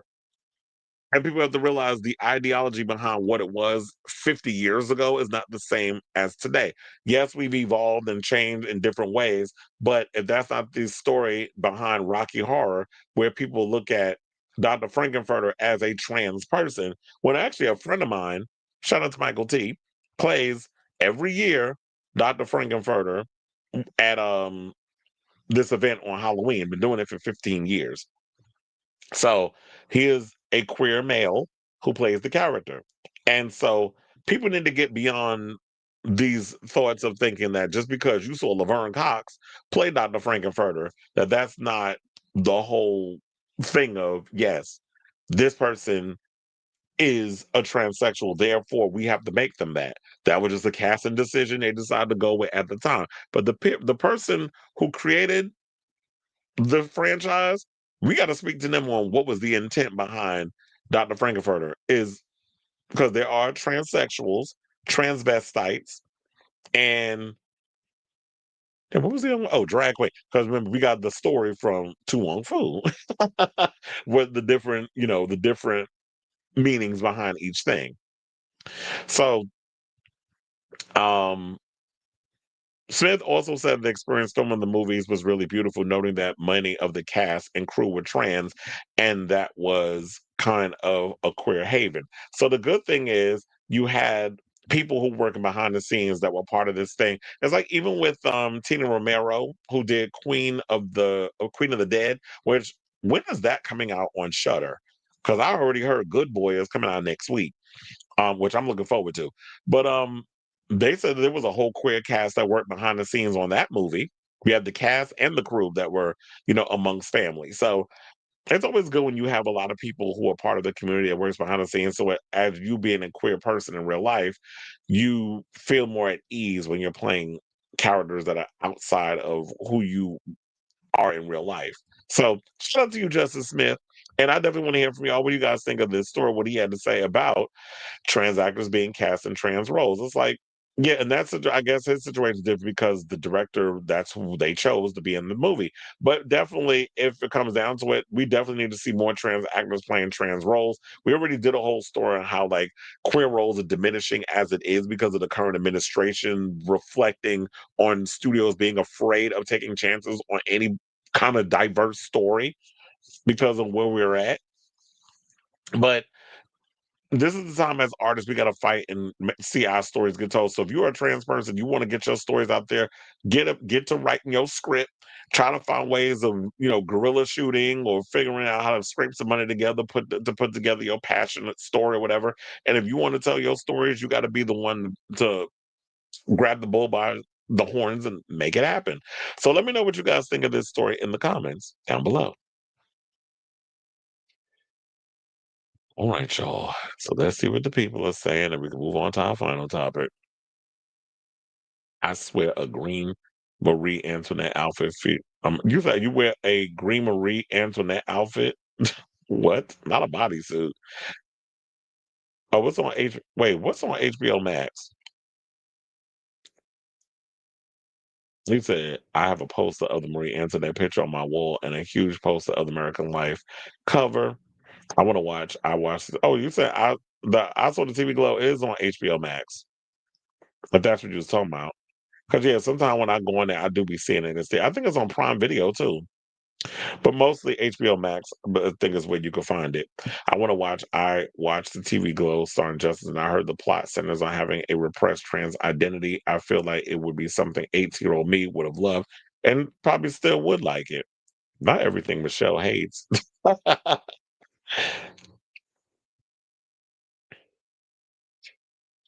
All right, y'all. So now let's get to our final topic. And I guess the gays got some, or sorry, the homosexuals got some good news that they could celebrate for the moment. Cause look, Kim Davis' ugly ass is big mad because the Supreme Court declined to revisit same-sex marriage rulings. Cause they busy out here trying to make sure y'all don't get y'all health care and that y'all starve to death and giving Trump, whatever the hell it is that he want to continue to destroy what's left of this damn country. So yeah, let's get into this story. So without comment, I said the Supreme Court on Monday basically declined an opportunity to overturn its landmark precedent recognizing a constitutional right to same-sex marriage, tossing aside an appeal that had roiled um, LGBTQ or Leviticua advocates who fear the conservative court might be ready to revisit the decade-old decision. Now, without comment, the justice rejected an appeal brought by Kim, looked like she lived in a back house, Davis, a former county clerk in Kentucky who was sued in 2015 for refusing to issue marriage licenses because of her opposition to same-sex marriage based on her religious beliefs. And when you look at her ass, she looked like she a member of the Church of Jesus Christ of Latter-day Damn Saints. So let me pull up her picture because, child, she looked like she be walking behind the rose. Now, her latest appeal in the case, brought a decade later, had attracted considerable attention amid fears that the court would overturn the 2015 same-sex marriage decision. Obergefell versus Hodges in the aftermath of the 2022 ruling that overturned the landmark abortion rights decision, Roe v. Wade. Now, some Levitical advocates have pointed to conservative Justice Clarence Thomas' suggestion in his concurring opinion in the decision overturning Roe that Obergefell and some other cases should also be revisited as a cause for concern. And they probably looking like, Clarence, don't you do it because you overturn that. Sir, last we checked, you married to a big back white woman. So if you're trying to come for the gays, don't think they're not gonna roll back the fact that yo coon tap dancing ass won't be able to be married to Miss Big Back Cadillac that you call a wife. So now, but consider Obergefell was not the main legal question presented in David's appeal. Although the court has a 6-3 conservative majority, none of the other justices joined Thomas's opinion. Just last month, Justice Samuel Alito who authored the abortion ruling, indicated he was not pushing for Obergefell to be overturned. Davis, represented by the conservative group Liberty Counsel, refused to issue any marriage licenses in the immediate aftermath of the Obergefell decision. She said that as a conservative Christian, oh please, we love our fake, phony ass conservative Christians who love to watch children starve to death, but as long as they go to church and ask for forgiveness, you know, all the other evil shit they do is forgiven. Who oppose same-sex marriage, she should have a religious right not to put her name on marriage licenses involving same-sex couples. Well, if you're not going to abide by the law, then bitch, you need to find you another damn job. Now, her office in Rowan County, Kentucky, denied licenses to several such couples, including David Moore and David Ermold, who subsequently filed a civil rights lawsuit. Davis was ordered to issue a license for Moore and Ermold, but defied the court injunction and still refused to do so. The judge then held her in contempt, and she was jailed for 6 days. Why don't you make it an even 7? While she was jailed, Moore and Ermold were able to obtain their marriage license. Subsequently, the state changed the law in order to address the controversy, allowing for a license to be issued without the clerk's name on it. But Davis's case continued, with Moore and Ermold seeking damages for the initial refusal. In a lengthy litigation, a judge awarded $100,000 in damages. Davis was also required to pay $260,000 in attorney fees, according to her lawyers. Well, I hope it was worth it, bitch. Did you ask your church for the loan? Because you out here spewing your hate and everything. You don't look like the type that got $260,000 in the bank. Quiet as it's kept, you don't even look like you got $260 in your account. Now, Davis then appealed, claiming that she should have been able to cite as a defense her right to the free exercise of religion under the Constitution's First Amendment. No, we're not going to do that freedom of speech shit. What you going like? You don't get to be a bigot and hide behind the First Amendment, sis. After losing older, sis, I should say, because you look old as hell. See, that hate ages you. I don't know why people don't really think about that. Hate ages you hardcore. Now, after losing an appeal at the Cincinnati-based 6th U.S. Circuit Court of Appeals in March this year, Davis turned to the Supreme Court, raising that question as well as the much more contentious issue of whether Obergefell should be overturned. This lady just can't take that L and just move on. She just hating because our ass lost. Now, while the Supreme Court has now given no indication it would seek to overturn Obergefell, it has in other rulings in the last decade strengthened religious rights at the expense of Levitical rights, included by the expanding the ability for people to seek exemptions from laws they object to because of their faith. Didn't they start even pulling this mess out in Texas?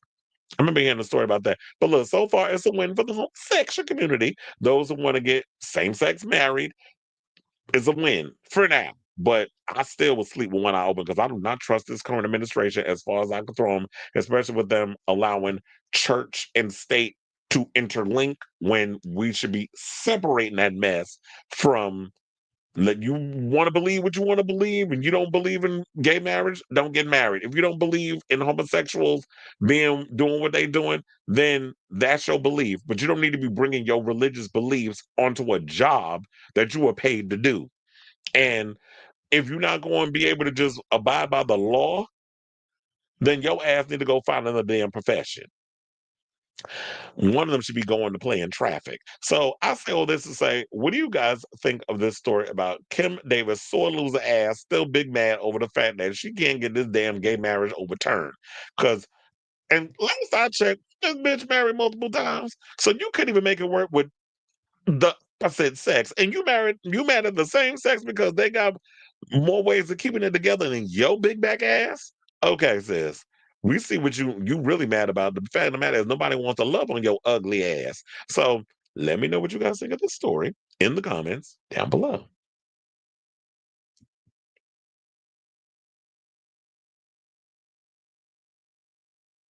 All right. I didn't know it was Kim Davis again that reignited that. It's been 10 years. Move on, girl. It has nothing to do with you. No, she just big mad because she had to do all that. She had to do 6 days in jail. Well, look, you the one that decided not to abide by the law, so you was held in contempt. Now, do the crime, do the time. I was worried the Supreme Court would actually listen to it. Yeah, that's why I think, with everything going on, especially after the big win of the Democrats last week, last Tuesday, and then, these other corporate centrist Democrats bending the knee, and all the other mess going on with this Trump administration. Who can see the positivity in all this craziness? So at this point, it's like we just accept the worst from this administration. Hillary Clinton started the fear mongering, but don't get me started on her. They said, "Wait, is this podcast who I think it is? Y'all don't talk. What are you talking about? Because if you're thinking about it's the show I had with Remy and Lindsay, no, that's not who I'm talking about. I'm talking about some other bitch. Robyn know who I'm talking about. Last name Dandridge. You said I would like to get married one day, and considering that straight couple benefit from the homosexual marriage ruling, I think it's safe for a couple more years. I don't know if I want to get homosexual married. I like my independence. I don't want nobody. If I'd rather do a drive by. But then I say that now, and then all of a sudden I get caught up in a situation, and I be like, all that stuff I said. Well, I'm a changed man. He said, I went to a wedding over the weekend. My friend Dale's friend's son got married. Him and his girlfriend have been together 10 years, but decided to make it official, so they had a wedding. Well, that's nice, the real marriage begins once all the pomp and circumstances done and over with, but good on them. He said, I heard Kim has been married and divorced 3 times and has kids with she a glorified baby mama and got the nerve to hate on the homosexuals. He said, a fellow Madonna fan. That's okay. Does a whole Madonna worship party every damn year. Okay. But anyway, let's move on from the Sade of it all. And wrap up this show, child. So we are done with today's show. I want to thank you all for tuning in to the latest episode of Chris Avalon Unfiltered. Once again, one final time, if you have not already, please hit that like button, smash the notification bell, hit that subscribe if you're new, and all that good stuff. I definitely appreciate all of y'all that hung out for the longest with me on this latest episode of Chris Avalon Unfiltered. I'm gonna try to see if I can put some topics together tonight and tomorrow, and then I'll probably end up doing a late show anyway because I'm about to be out all day. But yeah, definitely tune in. I'll be back on tomorrow with a brand new episode. Lord willing, if there's anything interesting worth talking about, we'll be back. So love you all for watching. Thank you all for your continued support, and until next time, ciao, darlings. Kind of get in that other screen too.